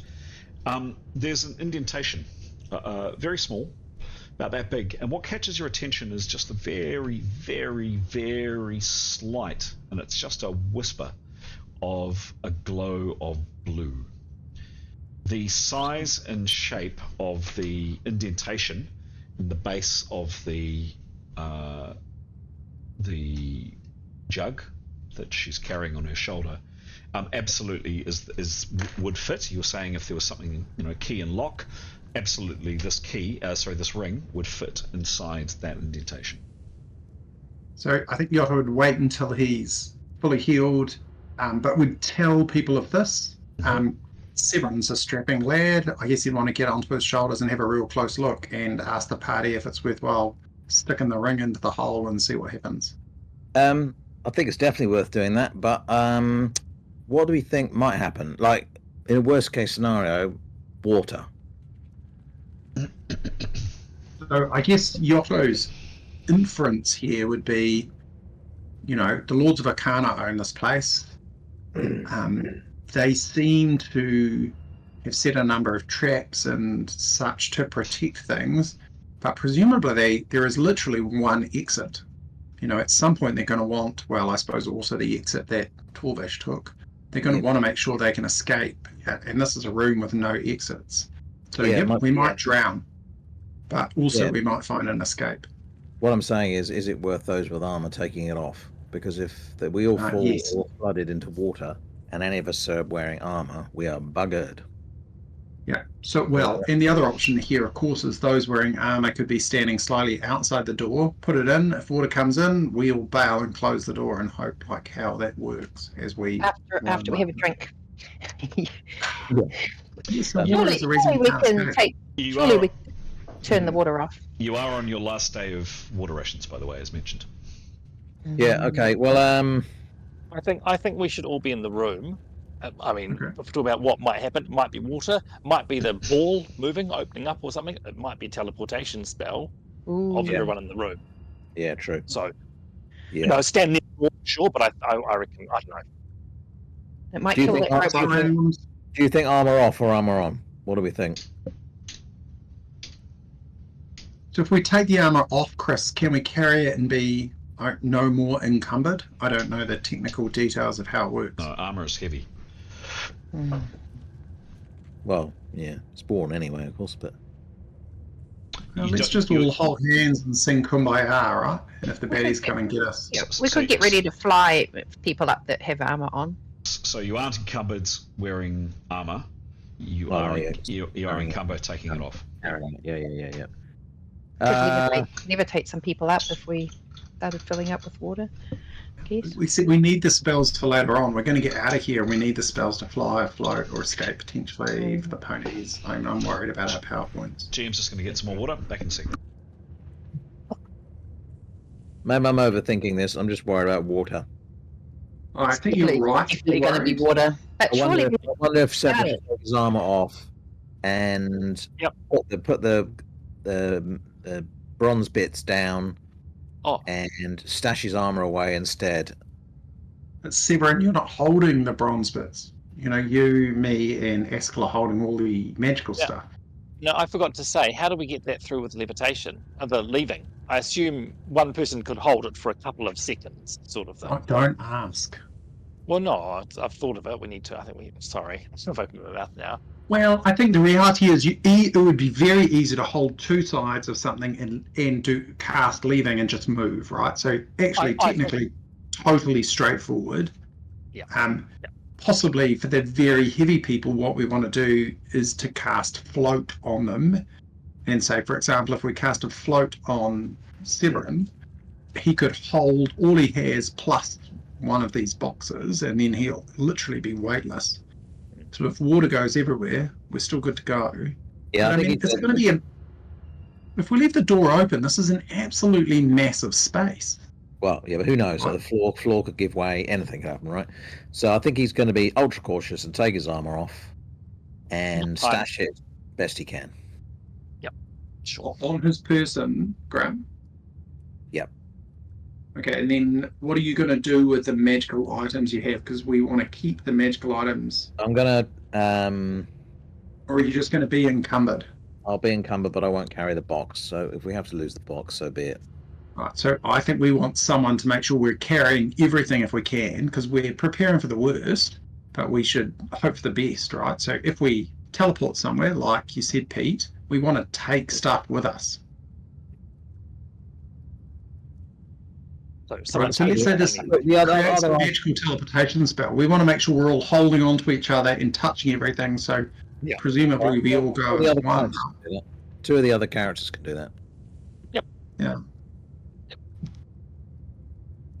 Yep, sounds good. All right, how are we going to describe this to Chris when he comes back? Well, I'm going to take an armor off, put it in my pack, or wrap it in something, and hold it, wrap it up.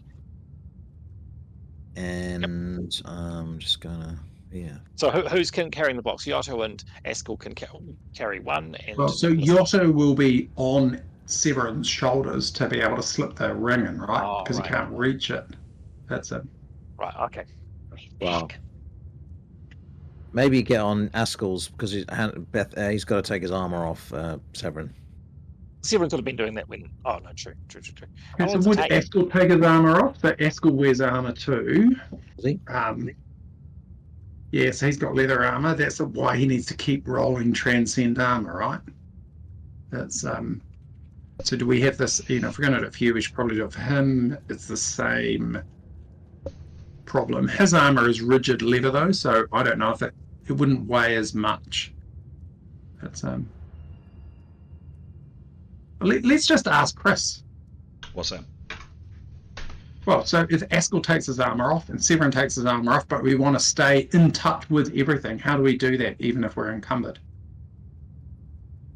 Well, you don't care so long as the weight's fine. We share it around, so the other characters who weren't carry. Correct. Yep. I mean the weight of armor is reasonably considerable. Yeah, huge. So a breastplate, and that's a big hunk of steel, which is what Severin's wearing. According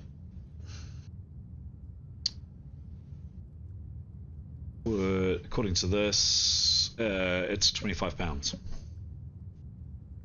Okay, so he will. All right, well that's fine. I mean, he could still. 25 pounds.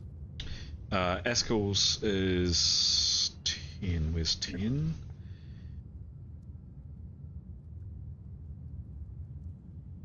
The breastplate is 15 pounds.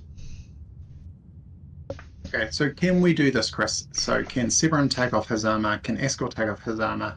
They're going to carry their own armor. Then we'll distribute the weight amongst us that will make us encumbered.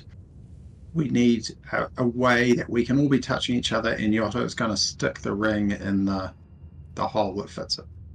So just to be clear, Severin will remove the bronze ingots that he is carrying and put them in with the others that are in the chest, so that'll lose quite a lot of weight. And then he will ask if someone else can hold that. 2 other characters hold the chest while he holds his armor, and then everyone else holds all the items, and then we'll stick the ring in and see what happens. Okay. We're all touching each other. Okay. Does that make sense, everyone? Is that okay? How do you reach the ring? Because neither Yotto nor Jada are tall enough. Even Jada's not tall enough. Shoot. Yep. She's close. She's probably, Okay. Can't stand on the wall.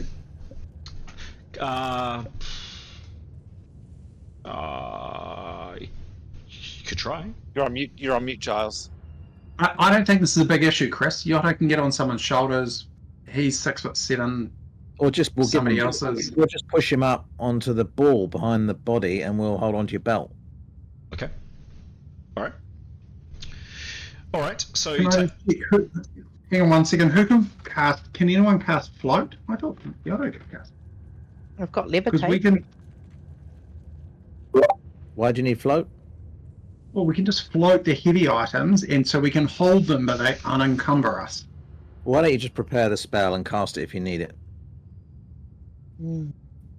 But otherwise, we don't really need it. That's good thinking. Yeah, no, that's good thinking. Okay. So Askell will prepare float. And Yotto will get on, I don't know, Jada's shoulders with the ring. We'll all be touching each other. So what is Askell intending to cast float on?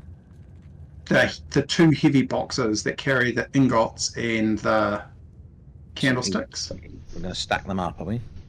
Yeah, so we can hold them, but that's like one piece. So if it all goes pear-shaped, so if we teleport somewhere, we're all like linked together. If water comes, we could float them and see where the water takes us. You'll float one of them anyway. Yeah. Okay, all right, let's do it. Okay. You happy with understanding that, Chris? Yep, cool. So you've taken armor off, you've all linked arms, etc. Yotto has climbed up on the ball with someone's assistance and holding on to the ball, and people are supporting Yotto. You do what, Yotto? Stick the ring in. I put the key in the lock. Okay.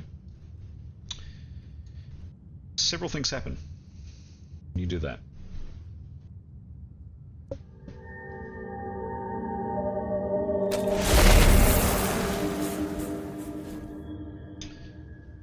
There's this strange blue light that emanates out of the base of this jug that you can see there, and spills out all around.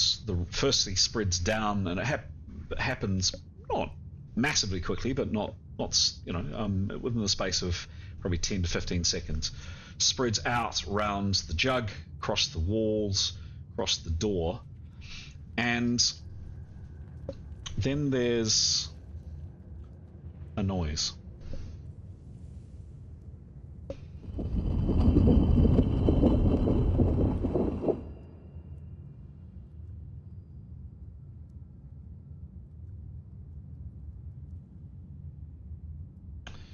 And this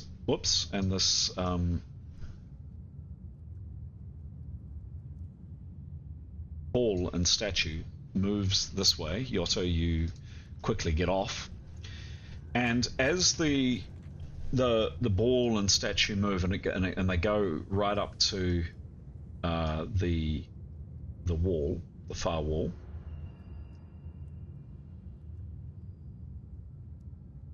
directly underneath where it was,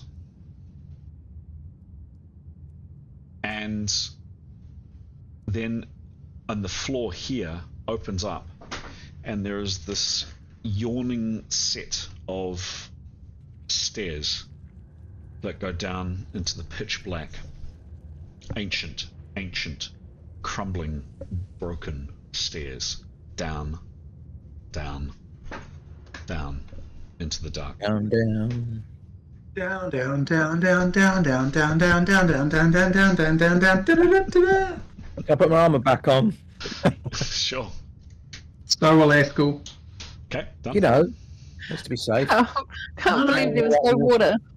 Carrying all that Great, water. it's great. No, but this is where the water boy goes, right? Me paranoid. So we Why need would I to be get down. paranoid? Why would I be paranoid playing this game? Why? Oh, I'm so thirsty. I do have a question though. How many life levels have Severin lost? None. Yeah. That's, Do you I want think to your send him down paranoia is first? a good thing. Yeah, you I'm want to just send saying- him down just like- first, don't you? No, Yeah. I'm just saying that your paranoia is a very good thing. That's Doesn't what I'm matter. saying. And we'll ignore the fact he's played like about 8 times as long as Yotto, who's down 1 already. That's, Yeah. Paranoid is No. good, and he should go down first. Well, I don't mind that. But right, let's get some light under. We have something lit, don't we? We've got a lantern. I think Severin will take a second torch out and light that. Oh no! Tell you what. so before we go down, team, there is Tinia's got the longbow. Is there any chance we could try tuning it? Because at the moment, Yotto's totally useless about an against hour. the undead. Takes about an hour. Is it worth it? Probably we should get going. I think this could just be the exit. All right, let's just go. Fine. Severin would like to cast. He would like to activate a spell on his sword, please. Sure thing. Shall I roll? Yes, please. So he does all his degree appropriate. Yep. Rolls an 85. 85. The spell definitely goes off. And a beam of light blasts forth from his sword in a majestic manner. Oh, hang on. You got a noise for that. I might. Maybe. Yes.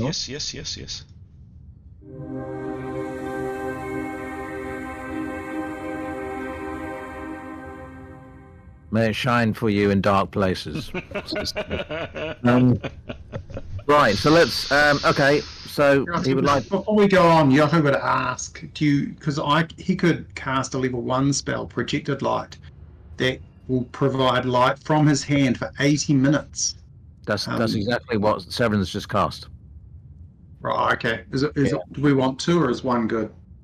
I mean, up to you. I mean, probably 1 and a lantern's good, but to keep the other one handy. Happy to keep my power points. Yeah. All right. So yeah, he'll shine it down the stairs. Okay. Stairs are about 10 foot wide. They are very wide. Enough for... it'll start off at 10 foot wide, at least initially, and then they narrow. Start off for the first 20, 25 foot, quite broad, and then they rapidly narrow down to one person abreast. They're very old. I mean, all of this is old. I think I've belabored that point quite a lot. But these are not stonework stairs. These are actually carved out of the living rock. Cool. Okay. Well, nevertheless, Tanya will just drop to her haunches, sitting on the edge of the floor. Mm-hmm. She'll just sort of test the stairs with her feet gingerly before actually putting a weight on it, if that makes sense. Okay. Yep, sure thing. Seems fine. Seems like stone. Okay. All right. Well, unless anyone else wants to go first, she and Severin will kind of go down the steps with a light shining, and she will, with Severin shining the light, she'll test the next step with her sword and then her foot in each case, and gingerly proceed. Sure. Done. Party order after that, please. Nicholas would like to go in the middle. He's happy for his bird. Oh, well, he's going to leave the bird. We've got a standard party order for going in single file. Great. Great, cool. We'll just do the standard party order. Great, lovely, love it.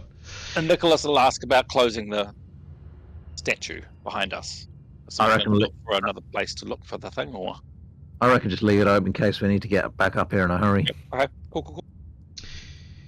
You make your way down as described. First, as I said, 20, 25 foot, quite broad, and then it narrows quite considerably. It's still, for you, relatively high.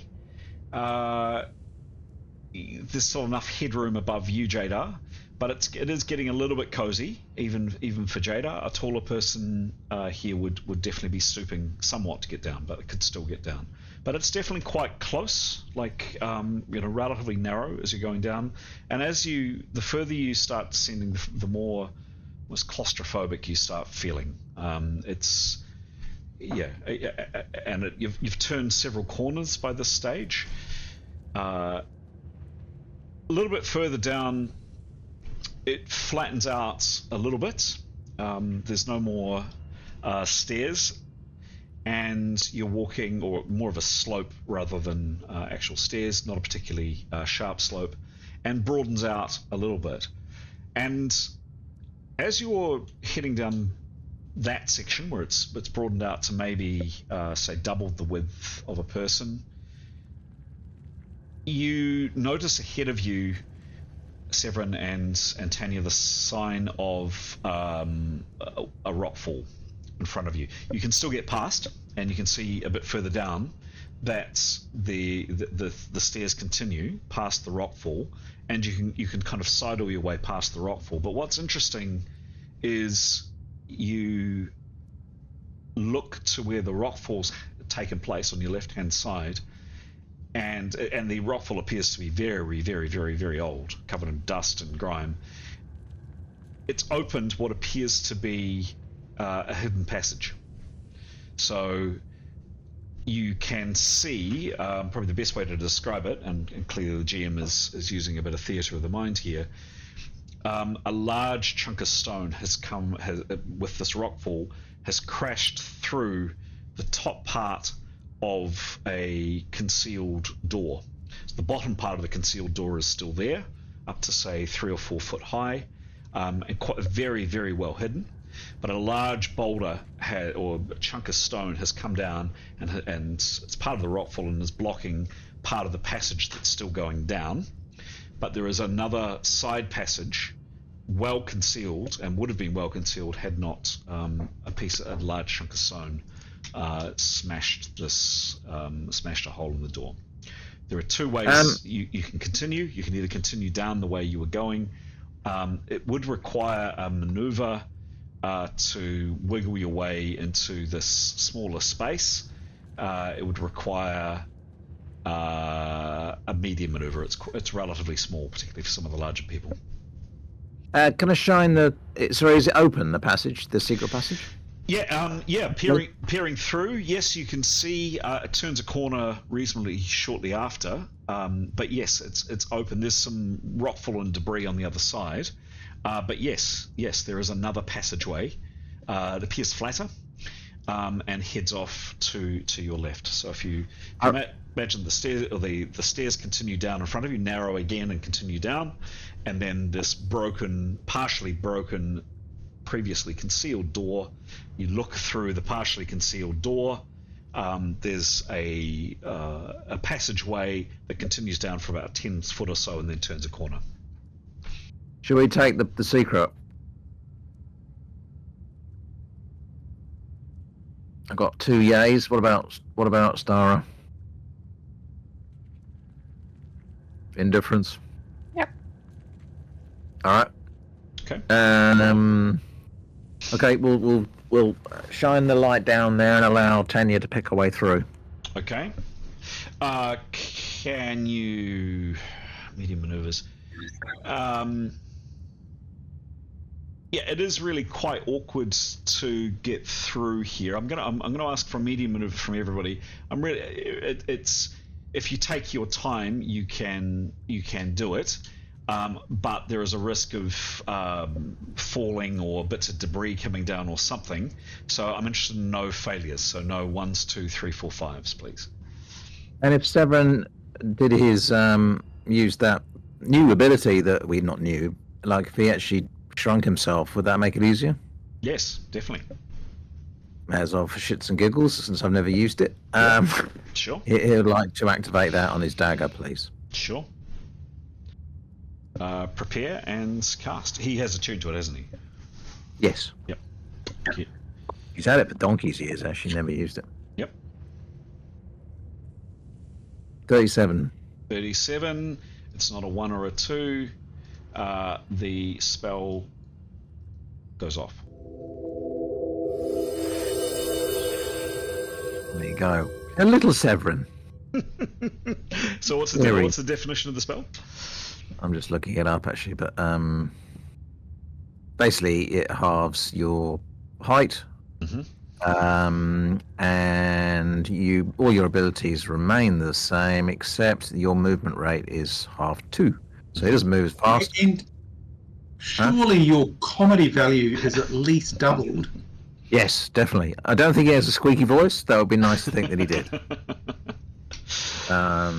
That's not mentioned. Okay. Let me just. I'm just looking that up. Caster may shrink to half their normal mass with no decrease in strength. La-di-la. 1 minute per level, so he could do this for 10 minutes should he wish. Cool. He may as well want this need to come back. Okay. He is shrunken down. Yeah. So Severin, that maneuver that would have been a medium maneuver for you drops down, and this is judged by your armor, by the way. So did we decide what happens to your gear? All comes with you. It all comes with you. So your gear shrinks as well. Okay. Yeah. So that was. Otherwise, You're running around stars. Yeah. Yes. Start naked and a bit like that'd be a bit silly, wouldn't it? So it was a medium. Normally, that's an easy for you now because you're much smaller. So all right. Well, it'll be Tanya first anyway, but. Yep. Give me a roll for Tanya. Before Tanya goes through, Nicholas would want to just interrupt and say, is she any good at tracking? Yeah. So Nicholas would reason out loud. He would say, maybe this is connected to the tunnel that Corvac and Pillis escaped through. Ah, good thinking about that. Look in our tunnel and the other tunnel for any tracks. So he'd interrupt. Good thinking, Nick. Let's. Do you mind if I call you Nick? She'll do that. What he said. Okay, give me a Sure, he doesn't mind having a nickname. give me a tracking. Oh, roll. let's hope it's masked. Is it masked? Of course, it's masked. Yeah, 2. 2. It's definitely masked. Yep. What's your skill, please? A plus 80 on tracking. Cool. And specifically, yeah, what you looking for? Disturbances in the force. No, disturbed dust, footprints, signs of people moving past through here in recently that she might have detected. Getting Severin to shine his sword wherever she wishes it to be shone. Okay. Both in the main passage, going deeper, and then also in the secret passage that we are thinking about going into. Okay.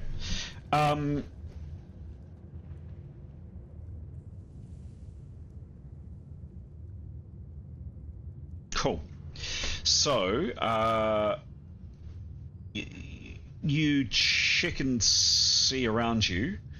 Tanya, you don't spot any tracks. You don't see anything specifically that would indicate that someone has been down here.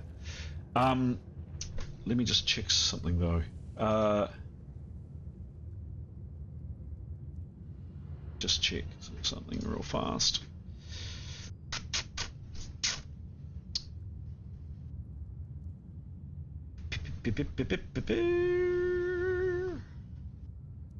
Yes.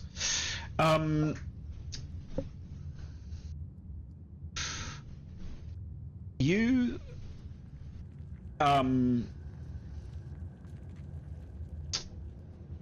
Askell. Yeah, I'll pop this into your.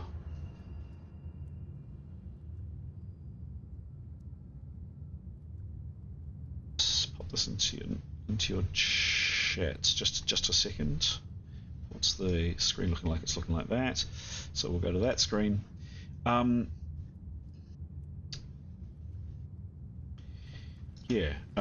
into Tanya's chat now, kind of with a bit more investigation, and this takes place with both Jadar and Askell as they get closer.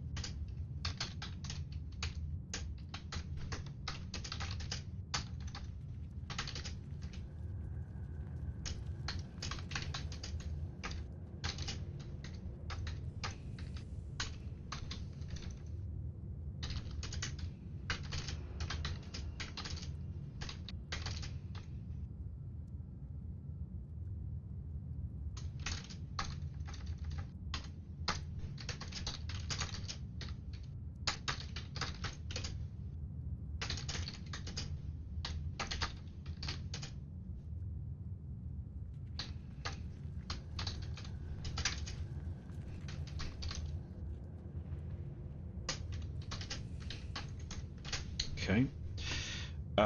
Just coming.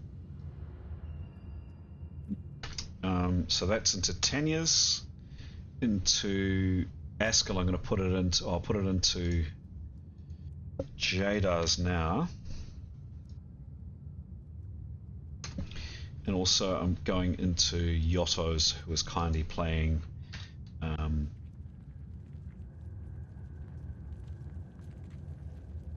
Askell.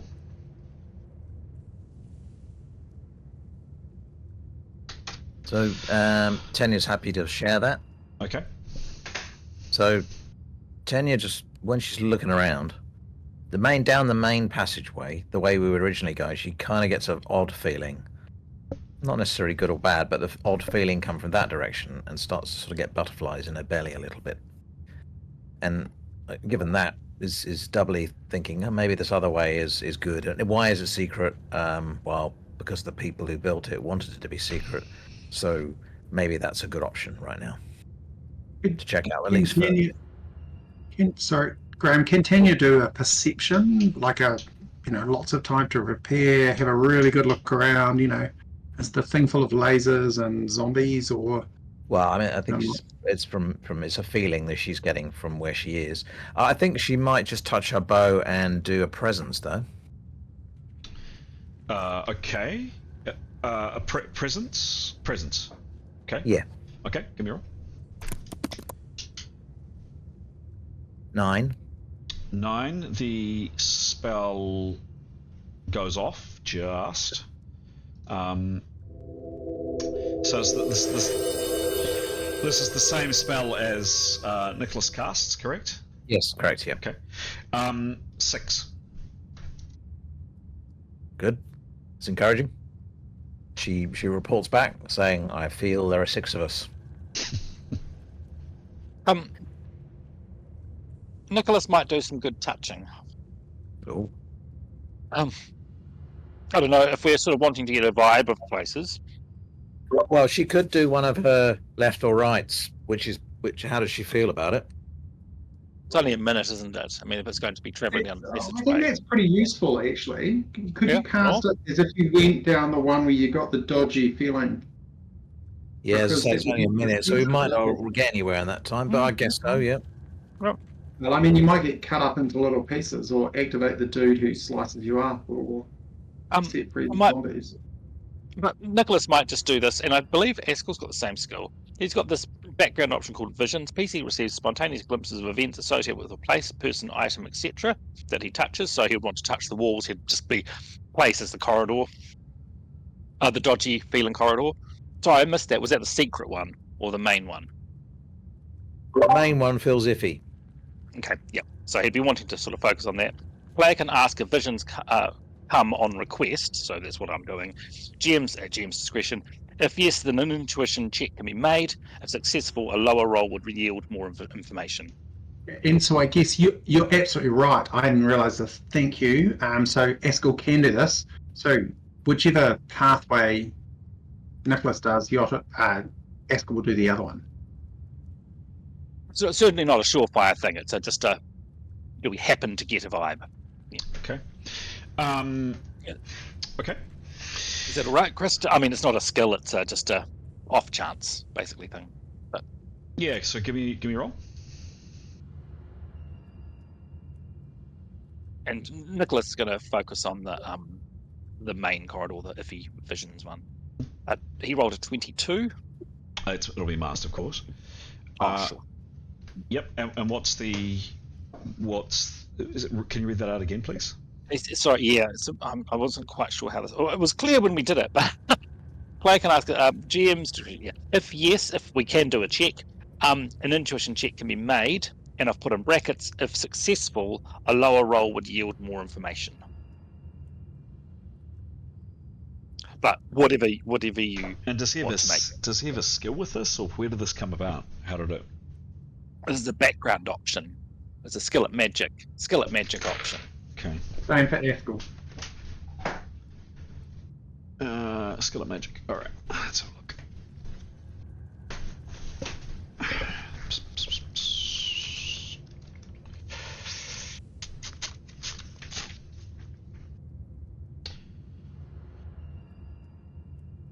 What's it called, please?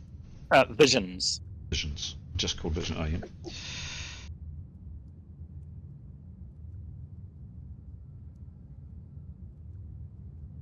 Spontaneous glimpses of events associated with it. This person, item. Okay.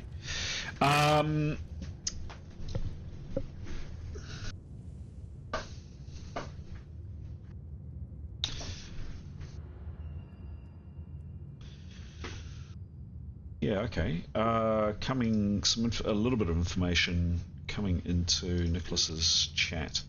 Describe what he's touching, please. He'd want to touch. He'd touch all. He'd want to be thinking of the place he's in, or further down the corridor of the place he's in, because there's visions around the place. He would touch the floor. He would touch the walls as far as he can reach. Go to either side. Yeah.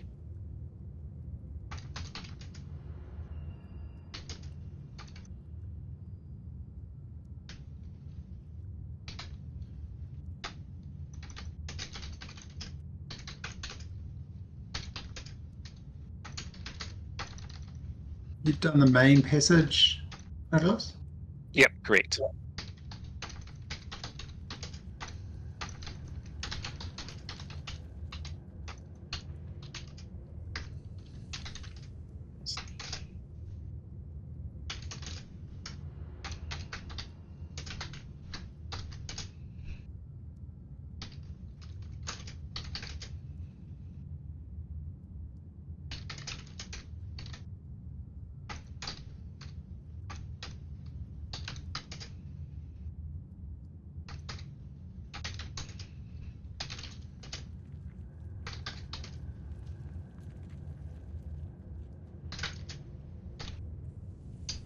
Just coming.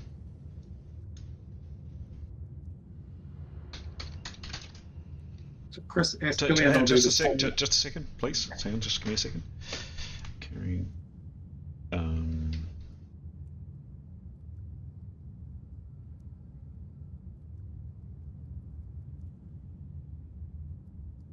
um,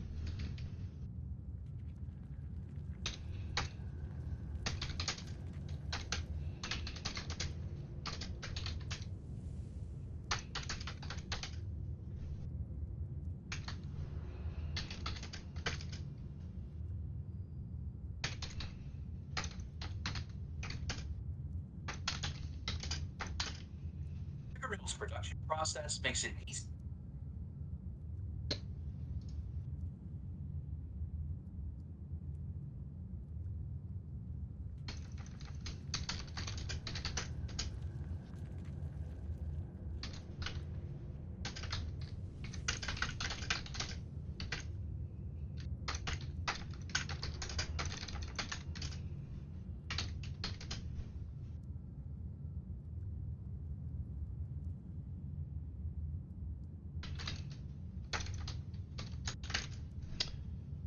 um,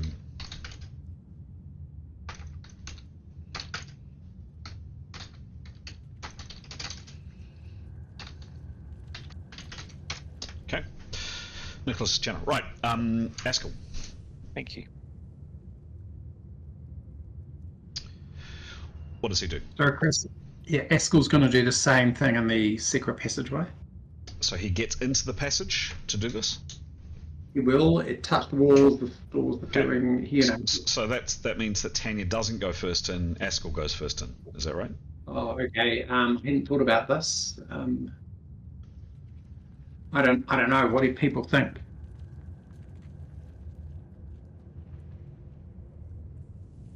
I think that's fine if he wants to go in. I'd just be careful, and you just got to make a maneuver.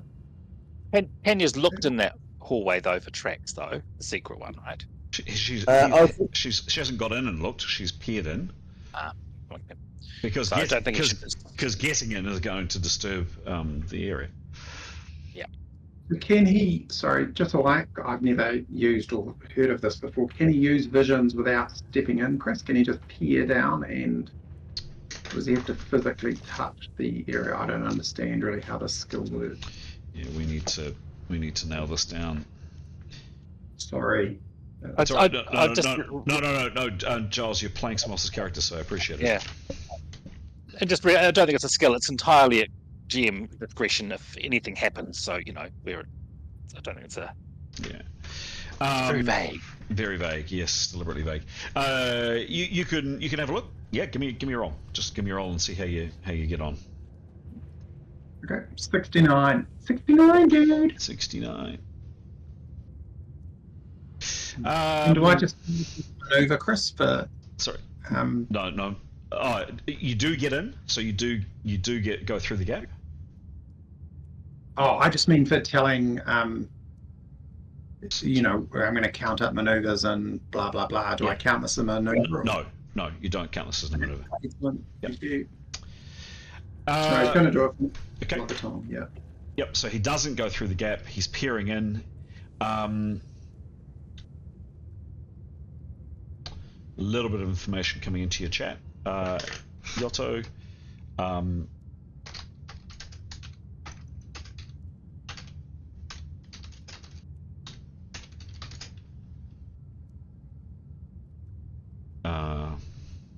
You can put it into the main chat if you like, Chris, because he'll just report it back to everybody else. No, I'm already done it. There you go. Okay, what do you do? Nicholas will share so- what. Oh, sorry, you go. I was going to say the same thing. So what he sees is a tall figure or figures going through this tunnel is what Haskell sees. So this seems to be the way that the Arcana people have gone. So that was a secret one, right? So Correct. for the main tunnel, Nicholas would relate this. He sees he feels or senses massive power further down, and tall, beautiful people, mainly one very noble man, walking further down, dressed in beautiful fine robes and carrying gilt objects, beautiful vases and gold plates. And then the same man coming back, empty-handed, or carrying layan slates or parchment. So the layan slates are those red ones that had sort of records written on them. So We need to gone follow down the with main stuff. tunnel. We need to go down the main tunnel. So he came back. He went down with what, and came back with those slates. With beautiful, with carrying gilt objects, so beautiful vases and gold plates. And then the same man coming back empty-handed, or carrying layan slates or parchment. So I guess he'd taken records down there, like took record of what was down there, or who knows? I don't know. Or did he make some sort of offering and come back with knowledge? Oh, true. Maybe. Oh dear. Which, I suppose we got some bronze. Will that work? We got some candlesticks. What do you get for that? Yes. I don't know. What do you think? Well, we've got gifts, haven't we? Like lots of them. Bronze ingots, candles, blah, blah. Big on candlesticks. And we can go down and get some red stones that tell us what to do with devil dust. Or am I just being too simple? Oh, no. So what was Tanya's feelings about that again? Her feelings were, she feels kind of odd, not bad, not good, but odd feeling from that direction, and gets goose flesh and butterflies in her belly. Not obviously goose flesh in her belly, that would be weird, but she gets butterflies in her belly and goose flesh. Okay, so yeah, right. It speaks entirely to there being great power down there. Okay, Yes. Do we want to mess with something that's very powerful, basically? We got no choice. We're going to mess with it eventually, aren't we? Not if we take the secret passage. Not to go the secret way, no, we just avoid it. But do we want the knowledge? Why don't we go a bit and see? And at the moment's notice, we turn back. I'll put it a different way. Torbish Papilla says great power, right? And Devil Dust says great power. We've got great power in our future. Without great power, we're going to get smashed. No, I think what we're looking at here is something that doesn't involve Torbash, but involves the Lords of Arcana. Some sort of power that's associated with them and the winged creatures we keep bumping into. Isn't it the power we want to fight Torbash with? Maybe it might give us the knowledge that he was in fact looking for and tried to destroy. Yeah. Right? I mean, he was looking to destroy any knowledge from this place, but he didn't get here. That's correct. Yeah. So, what kills us gives us a lot of knowledge. To be fair, what killed Yotto didn't make him stronger, but yeah, no, I think we should go. Maybe wiser. Maybe wiser. Right, I think we should go. Yep. All right. Probably. Oh, okay. All right. We'll be on our way then. Where? I think actually, all right, we'll go down the main passage. I think Severin doesn't really know what's going on, but suggests that maybe we don't want to go in with weapons drawn. But Sure. does suggest that the bronze ingots and candlesticks might be something we could offer. What was offered before? Vases. Vases and beautiful vases and gold plates. Well, and we've got the masks that we could offer too, right? We've got those with us. I mean, we've got a variety of objects. I quite like the ones. You might prefer to know what to do with devil dust, right? Yeah, well, let's start. It's all about negotiation. Let's start with these lovely bronze ingots. They'll come up a treat if you give them a nice polish. Only we had someone with a trading skill. It's All right, push. I do have push one now. Crossbow to the front. Have a trading skill. Yosso, he's our resident trader. Ah. All right, practice your trading. Get your spiel down. How much for these? You got to be joking.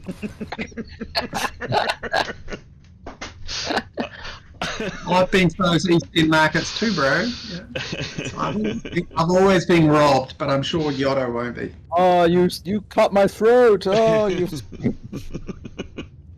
All right, what happens, please?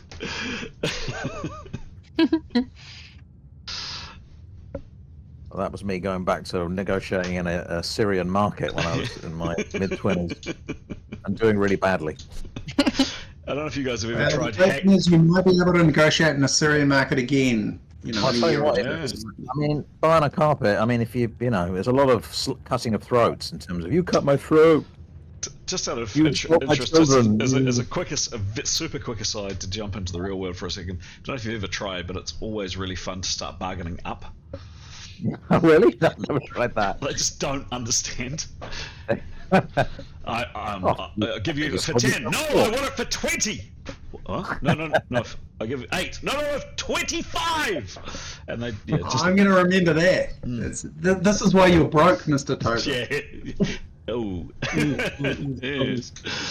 Kidoki. What do we do? All right, we'll get on our way. Okay. We'll get ready with the bronze. Cool. So who's going first? Perennial GM question.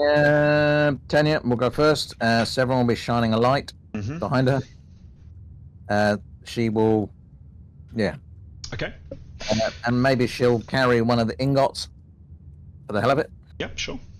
They won't have weapons out. And they'll go cautious like. Okay, cool. You travel on down this very narrow passageway, and for the next 3 or 4 minutes, it gets really steep, really fast, and really narrow again. You continue on down, and then you turn a corner, quite a sharp corner, and there, Tanya, right in front of you, with the light that you can see from Severin's sword, and also everybody can see at the stage. So you come around the corner, everybody gets to see what's ahead. You're in a passageway about 15 foot long, so you've come around down a corner. You're in a long passageway. Severin, you lift your sword up, and how far does the light shine? Boy, master. What's that? Sorry. One moment, please.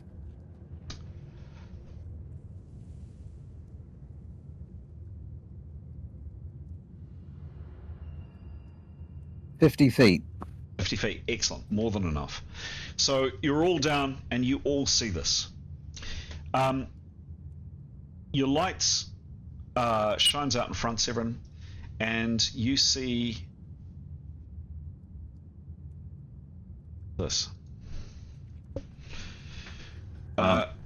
Not lit. So the flames and the lights and the lanterns, etc., are not there. But absolutely, what you do get a glint of is pretty much that room. There isn't light coming in from above, although there is this strange kind of aura around and intrinsic light around this thing at the very end. You can see my mouse, can't you guys? Just nod. Yep. The lights and the light of your sword, Severin, reflects off some kind of mirrored reflective surface here.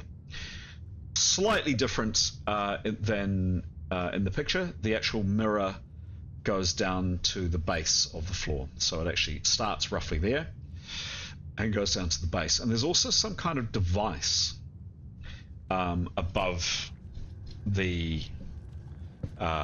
mirror. You do get a glimpse of that. That's the first thing that happens. The second thing that happens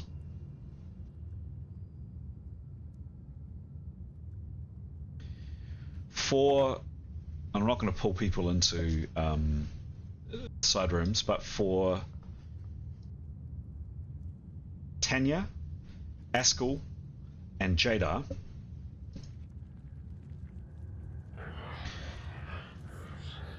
the comets, strange symbols on your wrists from where you were in the in-between and got pulled through start itching like absolute crazy. And goosebumps form on the back of your neck, up your arms. You start sweating. The hairs on the back of your neck starts standing up. And I'd like each of you, please, those three characters, Tanya, Askell, and Jadar, to make a resistance roll, please. Suggest you make it a good one. 73. For Tanya, what is Tanya's... just a second. What is Tanya's... Channeling, by any Channeling, chance? yes please, yes. -1, but she did roll a 73. Cool, and what level is she? 9. 9, cool. Okay, Tanya, that's all that happens for you. Next is Jadar. What was the roll, please, Jadar? It was 3. Roll again, please, Jadar. Oh, no. How about we just stop here? Oh, now I'll get the high one. I just know it. 83. How about that? 3 minus 83. And what is her channeling, please?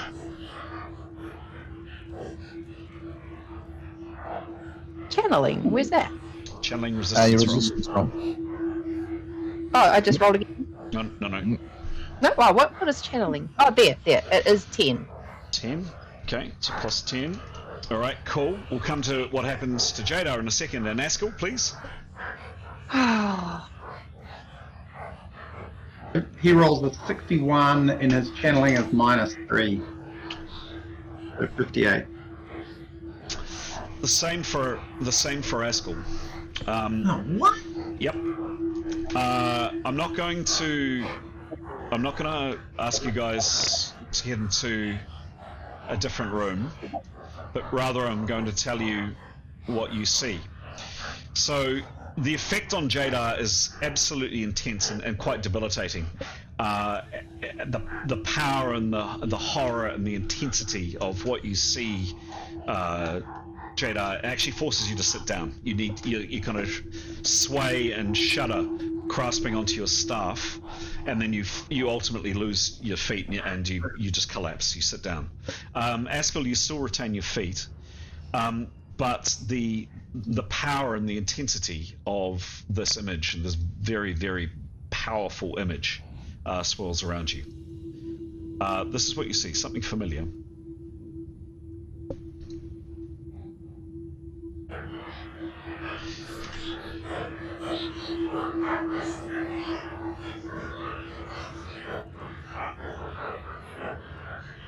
Two armies. This is quite a long way away from you in terms of distance. There's a bit of water and there's a lot of land between you and this place. Or actually, there's not a lot of land. It's really weird.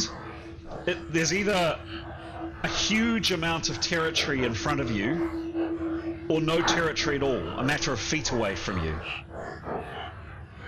It's a cold place, and two massive armies face each other. They will fight, and many will die. Askell and Jadar, you and your companions might be looking at this place, or perhaps allies of yours might be looking at this place. You're not quite sure, but certainly battle and bloodshed will soon follow.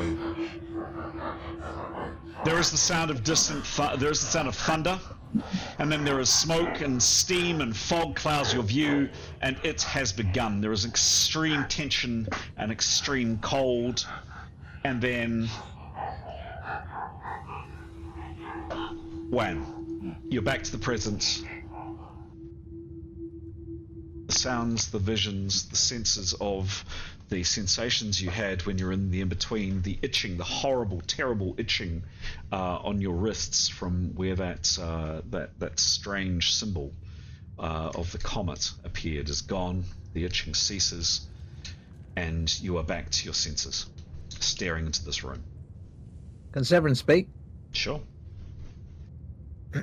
He'd like to speak. He's also just noticed that Jadar has collapsed, by the way.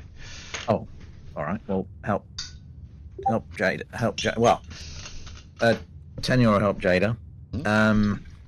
Catch her and see if she can bring her around. He would like to speak, and he would like to be charming, but not to deceive, but to please. But to please, not to deceive. And I suppose there is an intent there. Yep. And he speaks out, and he would like to say, with some deference, it should be said, bowing his head and saying, Lords of Arcana, or perhaps the Lords, or the Lord of Lords of Arcana. My name is Severin Kydegard. I stand before you now, most ignorant of where I am, but know that I have come with my companions on a mission to uphold and save the old order. That is our task. We have come to prevent the calamity that may well occur at the passing of the Iron Shower. We believe that we have backing of powers that I don't begin to understand, but who have vested interest in maintaining the order of the gods and mortals and the hierarchies that exist in this world and perhaps elsewhere.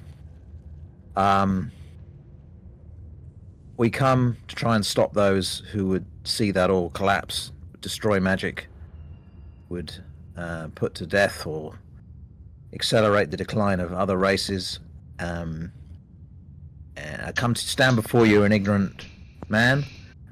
I would like, if our intents are aligned, to ask for some knowledge, unworthy as I may be, to help us on our task. We believe that near here there was facilities to make something called orthorax. We do not wish to see that made and used. We wish to stop it. And any knowledge would be most graciously received. And I bring with me a box of precious metal, if that interests you. I'm sorry, I'm ignorant of the way of how any ceremonies may work, but I ask of you if we can be of service to the great gods at this time. Please, if this is the way of if this is a place where offerings take place, and I gladly give you this box. And just steps. It's a pump in the dark, but anyway, he says that.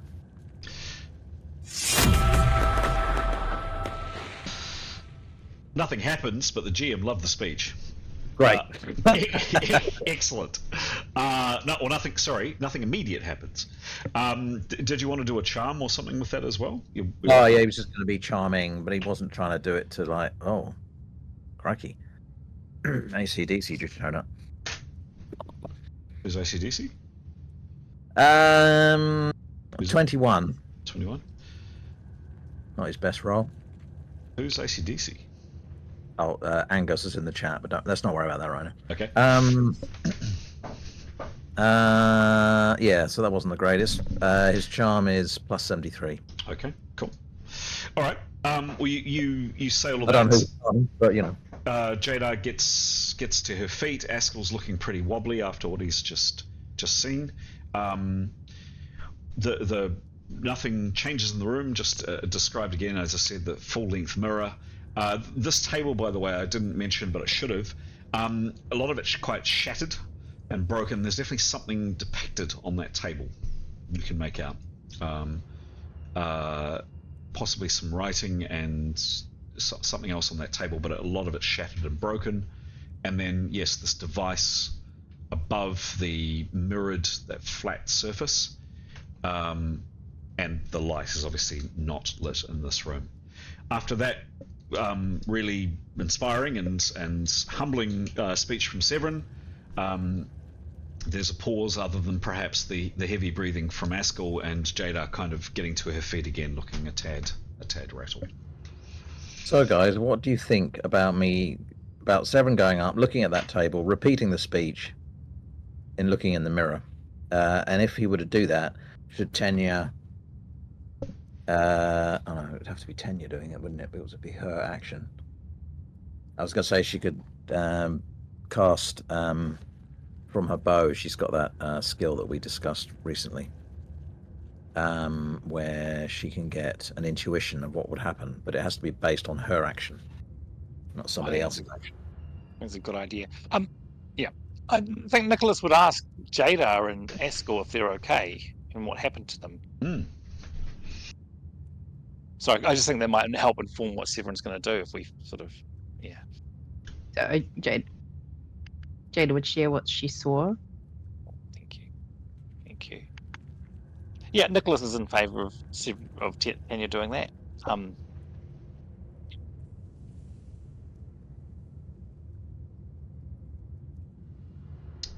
Any response from Askel when Nicholas asked him? I'm sorry, I've had something I had to deal with. I've been out for a couple of minutes. I've missed what's happened. Okay, no worries. Severin made a fantastic speech. Oh, sorry, you talk, Graham. Oh, he just made a speech telling whatever force may or may not, probably wasn't even listening, why we were here and what we were doing in the temple, which is actually to stop the decline of the old order, and was intending maybe to do the same and go look at the table. Was wondering whether Tenya maybe could do one of her intuitions about what happens if she got up there and did a similar speech to Severin and looked in the mirror. What would happen? Is that a good idea and a bad idea? I don't think Askel would have a view. All right, she'd like to do that then. Okay. So she'd like to think, okay, touch her bow and think ahead in the next minute. What if she got up, went and looked at that table, read the thing on the looked at it, potentially acted on what it was, and then looked in the mirror and gave a similar speech to the one that Severin said, declaring kind of why they're there and that they had an offering if they wanted it. Okay, give me a roll, please. See if the spell's successful. 54.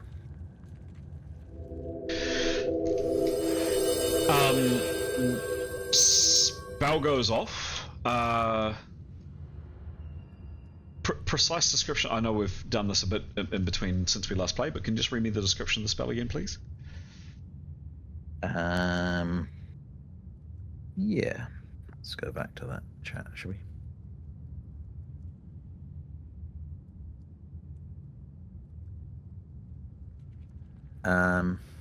Intuitions.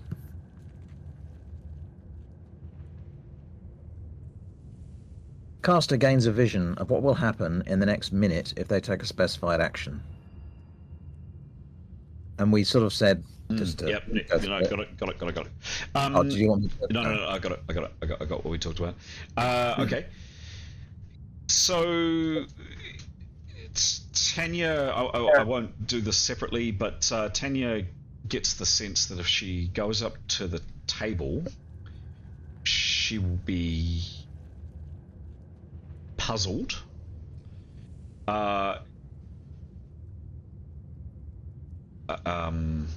Puzzled. And if she then goes on to the mirror, and after looking at the table and then repeating something similar and looking in the mirror, she doesn't see, in terms of anything particularly happening.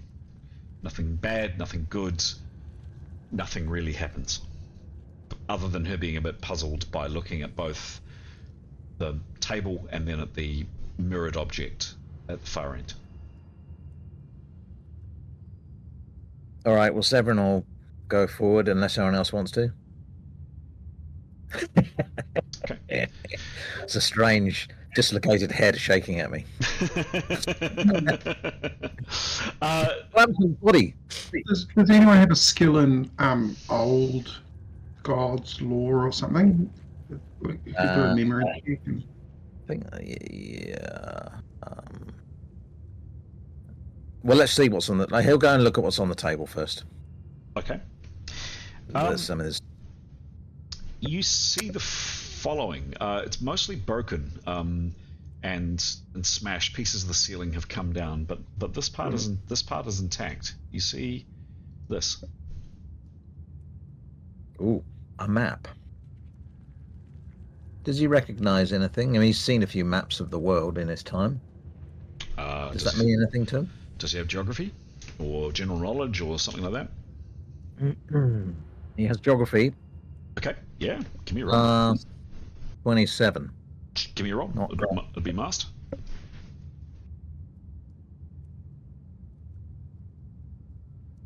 $38 plus 27. 38. It could be really good. It could be really bad. Yep. He can't decipher anything particularly. Did he recognise the language? He has seen it before. He's seen it a number of times in this complex.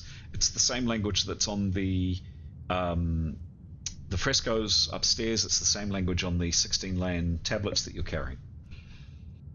Right. I wonder if this might take you somewhere. I think so. Can others look at this map, Chris? I'm sorry? Can others look at this, Chris, or do you not want us to do this multiple roll thing? I've got an ancient history skill. Could I use that on this map? We could try. Yeah. I'm happy for the multiple roles thing is kind of like if you don't know something's there. It's like how do I describe this? If you're walking down a corridor and everybody's really paranoid there's something in the corridor, I feel it's kind of gaming it if every single person does it. I think of it so if you come across an object and you want to have a crack, each person has a skill and they want to have a crack at the object, such as you found, that's okay.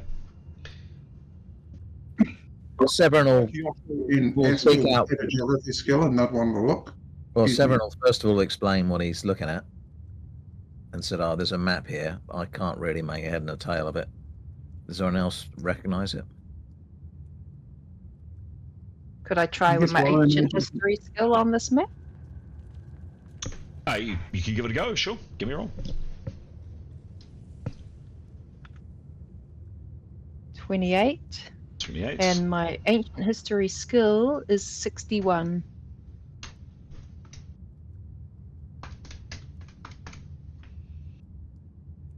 Again, Jada, you're drawing a blank here. Okay. Tanya will use her geography skill. Sure. She rolls a 44, and her skill is plus 21.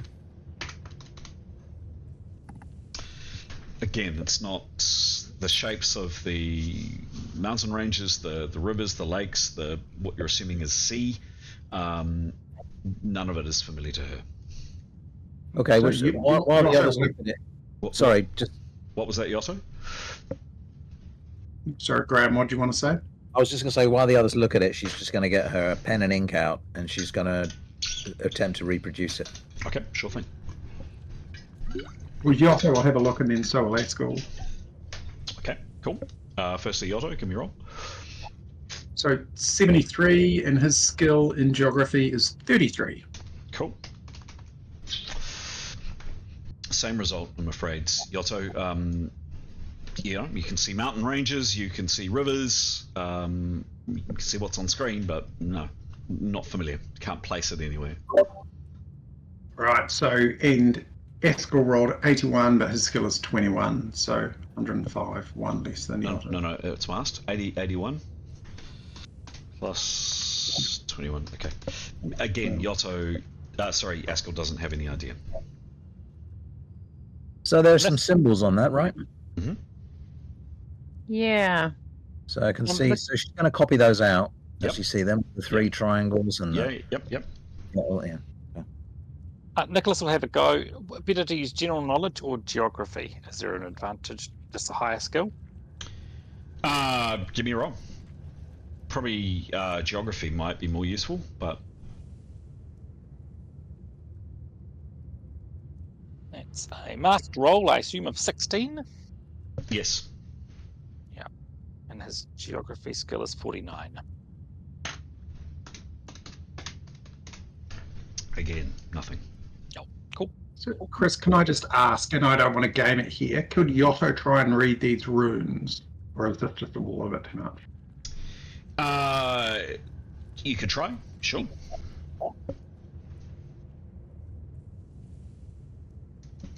$81. 81. I mean, with 32. Sorry, second. His skill is 32. 81 and 32. Cool. He doesn't get any information off these. So Tenny's going to take a lot of time on those letters Yeah, to sure. get them bang Yes. on. So there's obviously some sort of index down there, or some sort of key rather to the map that shows what those symbols indicate. Yep. So she's going to replicate those letters exactly as you see them there, in the hope they might find some scholar who may be able to read them later on. Sure thing. Can we remember that? Anything else, guys? What are you doing? Well, we're all on the podium now, are we? You're standing around here, yes. To look around the room, look at the object up on the top there. Okay. The one that you... Yeah, so the I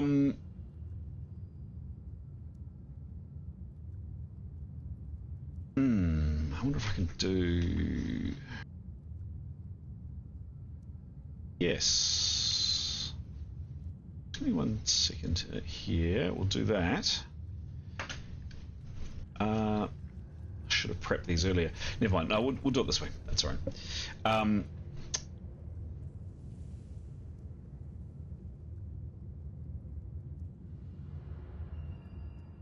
Damn it, wrong one. Yeah. So strange. Very strange. I'll just bring up my image again that just suddenly went on me. There we go. So I described this full-length mirrored surface. It kind of takes light, reflects light, and does something quite strange with it. It kind of reflects it back, but not... The light that comes off this reflective surface is strange. It kind of flickers and shifts slightly. It doesn't behave like light should coming off this mirrored surface. To one side of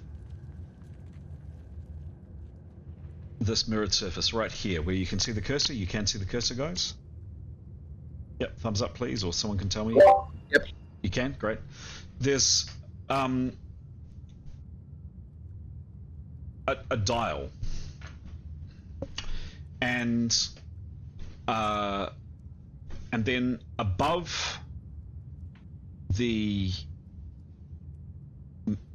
mirrored surface, there's this quite beautiful carved black almost looks like a face, but perhaps not a face. And where it's perhaps mouth, but maybe not a mouth is, there is a symbol.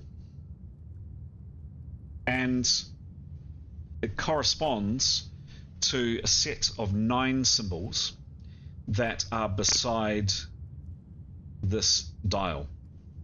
So there's a symbol up here in this thing's kind of face that's not a face, mouth up here, and then beside the dial are these 9 symbols. Oh, there's some symbols Correspond on with the the map. map. Up there and down there. Can I use delving on this thing, please? Sure. On what thing? What in particular? The thing above the mirror. That's what we were looking at, eh? Well, yeah. Well, there's a switch or a device or a dial. With 9 different marks on it, and then next to the dial are 9 symbols, just like arrayed like that, and above the archway or in this thing's mouth is this symbol here.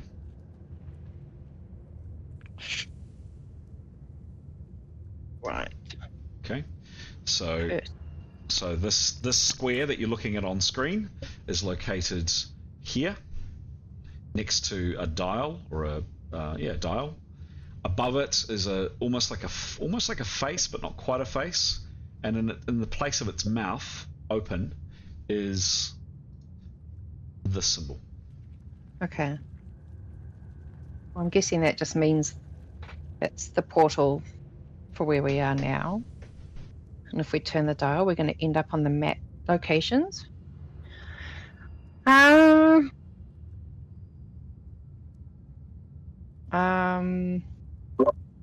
one that's on the... maybe it... These symbols on this map, Chris? Hang on, Graham, you started first. The symbol that's on the face, or what we think is a face. This one, yep. This one. Yep. Can we see that on the map? You tell me. Oh, it's not very good resolution. There's only 4 on the key. Yeah, but it might be missing. And those 4 are on the map. Yeah, it could be, I suppose. It's hard to see. Death there. Do you not see that? No. I can't. I can just see 1, 2, 3. I'll put the map. Hang on, I'll put the map into chat, guys. All right, I can see 4 on the map, I think. Here's the map coming into chat. That was a question from Severin. Yosso, question from you.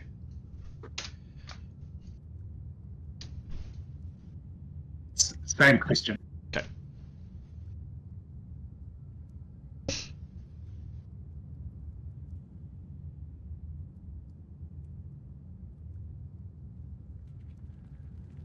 Where did that go, Chris? Oh, there it is. It went into my channel, actually. Oh, shivers. Sorry. I've copied it and pasted it in. Maybe it's a better quality if you insert it. I don't... Yep. There you go. Into main game chat now. About the same. And none of us recognize any of these places. No. Oh, so we don't really know where we're going to land, do we? And it might be the upside down. Can I what proportion of the whole tabletop thing is this a map of is intact? That's the only part that's intact. Yep. And you're asking of the whole tabletop area. It would be about a quarter. So we're looking at a quarter of a map. About that. Yeah. The rest has been smashed around you. So, based on all the visions that we've having and we've discussed with our other group, and where we think we're going, Mm-hmm. it could be very likely we're looking at our end game here, or a map of it. Mm. We know we're headed to some cold place, hot place, armies, forces, whatever. What we could be looking at here is where ultimately we're going, and we maybe have the possibility of actually going there right now, except we don't know. So, shall we go to one of those 3 that are close together so that we can go to each 3 of those places? And try. I mean, If we that don't goes know. well, See, go to the scale north. is a problem. I mean, there could be Mm. hundreds of miles away from each other. Assume there's a portal in each place, but yeah, how do we find it? Yeah. I mean, you might be able to just beam back when we get to the end, but who knows, right? So what we could probably say is that what we're looking at there is Lords of Arcana sites. Whether they're intact or not is another thing. But that's probably what we're looking at, right? And we only know when we're close, when we start itching. Yeah. What do we do?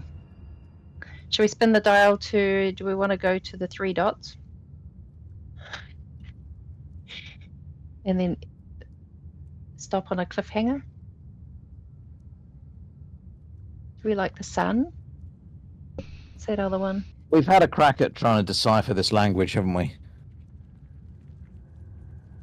I mean, I don't know why we'd know it. Doesn't probably resemble any language this doesn't resemble any language we've seen, I take it, Chris? Well, you've seen this language throughout the complex. Sorry, outside of a Lords yeah. of Arcana, outside of a Lords of Arcana kind of, yeah. Like, can any of us read it? No. No. And it's okay. Oh wow! Shall we just flip a coin where we go?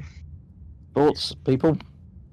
I like the look of the 3 dots. If we land there, there's a river that could take us to the next one. Oh, river's good. We need water. Ooh. Our final destination is in the south, though. When the south is the bottom of the map, who knows? But Well, do we want to? We know this is here. We can go back up the corridor. We can check out the secret passage for a bit. I mean, unless something eats us, and come back and travel if we need to. Have we? Get some water. Yeah, well, we could see where the other passage goes, right? Ultimately, here we could be diving into the unknown. We ain't coming back. So I guess it wouldn't hurt. Yeah, Can we are. send the bird? It wouldn't have sent the bird. We send might be slightly out of range, I suspect. Askell wants to go in. Well, alternatively, one path is usually good and the other path usually kills someone. So maybe we avoid the kill someone path. I reckon let's check the other passage out. I think you're right. I suspect that's a way out. Right? It's facing that robot thing again.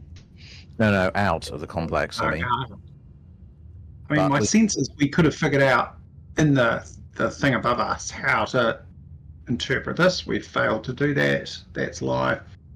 This probably jumps us a long way ahead. If we leave through the other passage, then we're going to miss this opportunity, but we have no idea what this opportunity is. Well, I think it's a jump into the unknown, right? So, and that's fine. But I reckon let's just check the other passage out first. What do you think? Just all of us? Or just one of us? All of us. Okay, let's do it. Pete? Yep, that sounds cool. I do wonder if Jada should do delving on this and find just to confirm it as a transport thing. Oh yeah. Which bit though? The bit at the top or the bit on the left? Or just the whole mirror thing? I wonder if it's the whole object. Well, I don't know if I can touch the whole. Well, it depends on what the spell says. I read it. If you imagine if you're a Lord of Arcana, right, and this is your transport room, you've got the map. Right, you look at where you want to go. You go up to that funny sign thing. You doot doot doot, and then you step through the mirror. I mean, I've watched Star Wars. That's how it works, right? Yeah, where you want to go. Yeah. Well, perhaps we don't do delving because we don't want to risk it having an allergic reaction to being probed. Perhaps we do just dive. All right, we'll come back and think about this later, shall we? All right, we'll do that, Mr. GM. Okay. Santa GM. I thought maybe Satan GM was this. I don't know what you're talking about. Satan Paul, agree with them. You leave this room behind you, and heading back up the stairs. Severin, of course, is still very short at this stage. And you That's fine. You come back up to probably takes you, I said, about 7 or 8 minutes. So I'm not sure how long the spell lasts, because you went down a lot here. You're down deep. Down. You get back up to the smashed secret doorway. As mentioned, each of you will need a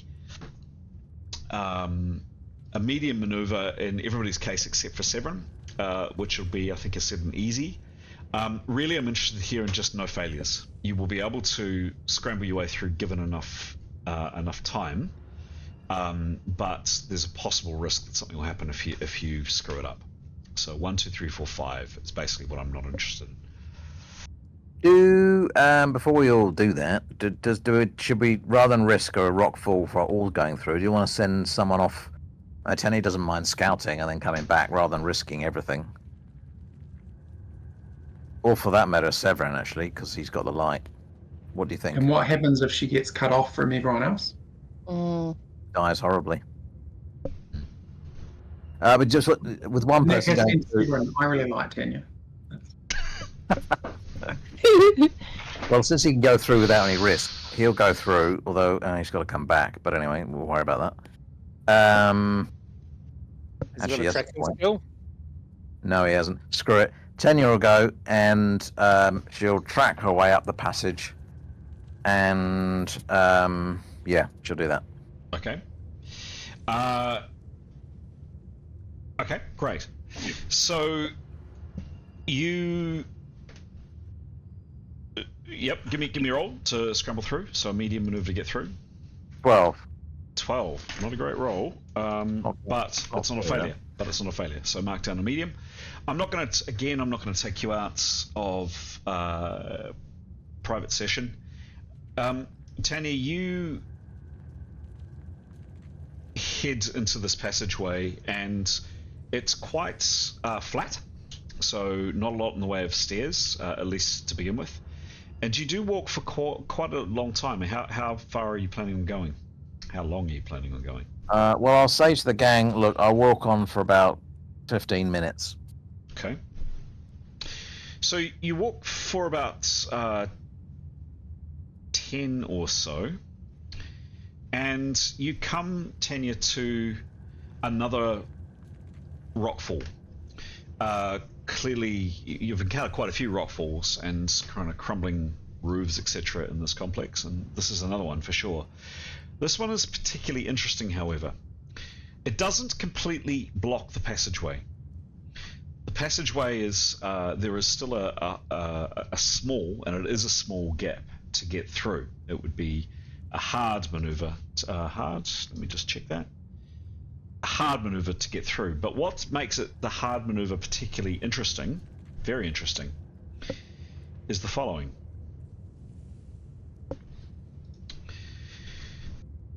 Part of the ceiling's come down, and it's come down clearly at a place which was trapped. And there are 2 massive blades. So those blades there, that one and that one. And they have fallen in a way that they are partially obscuring the small gap that you would need to wiggle through to make a maneuver to get through. The trap is 100% inactive, so the trap has been smashed to bits by falling rocks, and these 2 massive blades have come down and are clearly defunct. Then there's no obvious way that they're going to start spinning. They're not linked to any. Clearly not linked to any working machinery. You can see bits of iron and chain, etc. that was clearly part of the mechanism which made this horrendous thing work, and it's smashed to bits. It's not functioning. However, there are these two gigantic blades that are in a very, very, very making that crawl through that small space precarious. A failure there would definitely involve a bad cut to somebody if you failed that roll. You can get through, and peering through with a light source, you can see a bit further on, past the rockfall, past the blockage with these two blades, that indeed the tunnel continues on. But there are this rockfall and blades as an impediment in the way. Can she do a tracking skill? Sure. Yeah. Give me a roll.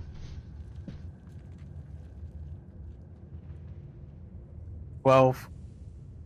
Could be. That's what she rolled last time. Plus,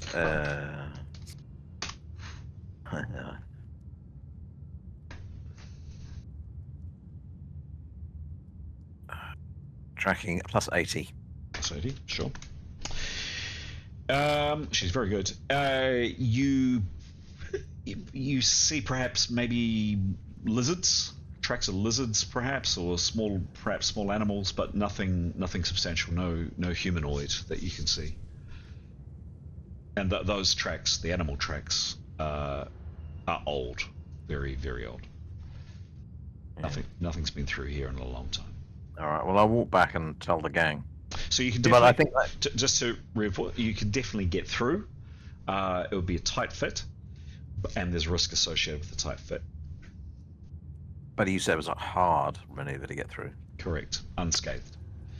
Yeah. The falling against the blades would cut.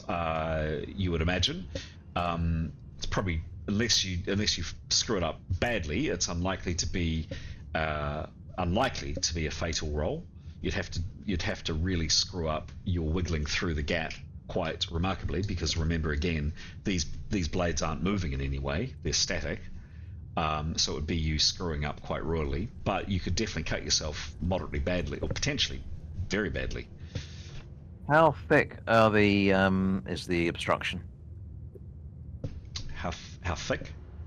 In feet, like the rocking rock. The rock. Yeah, and the blade. Well, specifically the blade, actually. But they're fixed. They're not. You can't move them in any way, shape, or form. They're wedged in between stone. And there's two of them. Correct. And how far apart are they? Narrow, to require a hard maneuver to get through.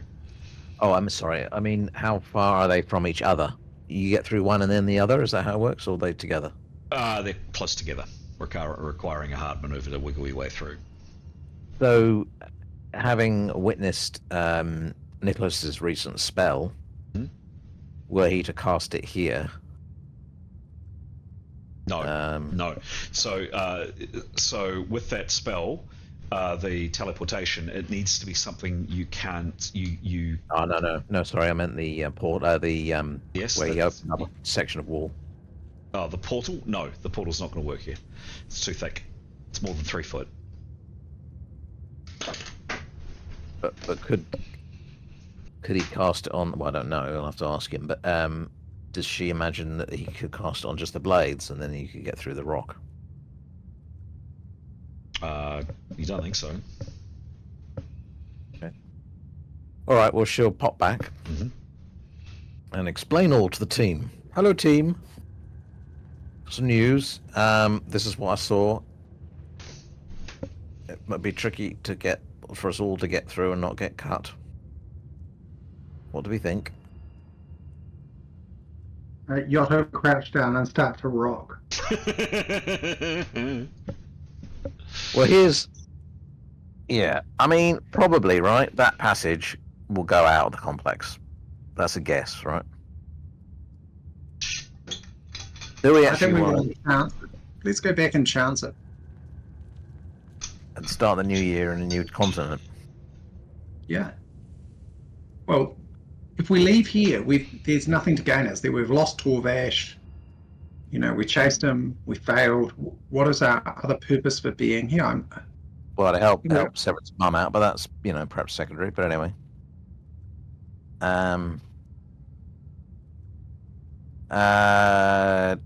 well, to stay on his trail, I suppose. But yes, you might argue he's gone burgers.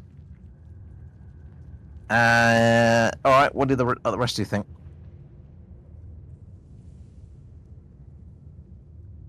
I think we need water soon. Oh yeah, thirsty. We need water in some hours. Yeah. Well, how about teleportation then? So that would, yeah, I agree with the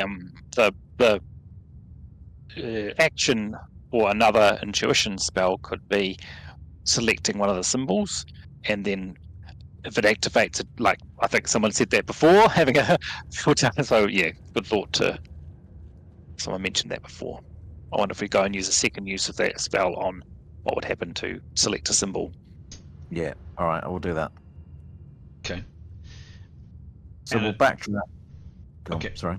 Is that a good place? Oh, you want to do that now, or do you want to leave it there? Do we want to play on for a little bit longer? What do people want to do? Oh. Bang on 10 o'clock. How about she just casts it on the symbol by the river? I mean, her action is move the dial to the 3 dots, which looks to be near the river and the coast. And steps through the mirror with her companions. And what would happen in the next minute? What would she see? How about that? Okay. Great. Then maybe leave it there on a cliffhanger.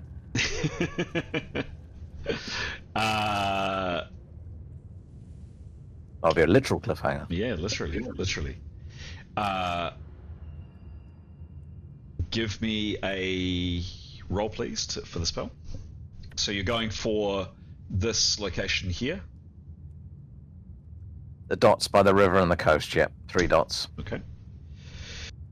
So she doesn't do this, but she's thinking, she's using the spell to see what would happen if she does this. Okay, great. Yeah. Give me a roll to see if the spell succeeds or fails. Fails on a 1 or a 2.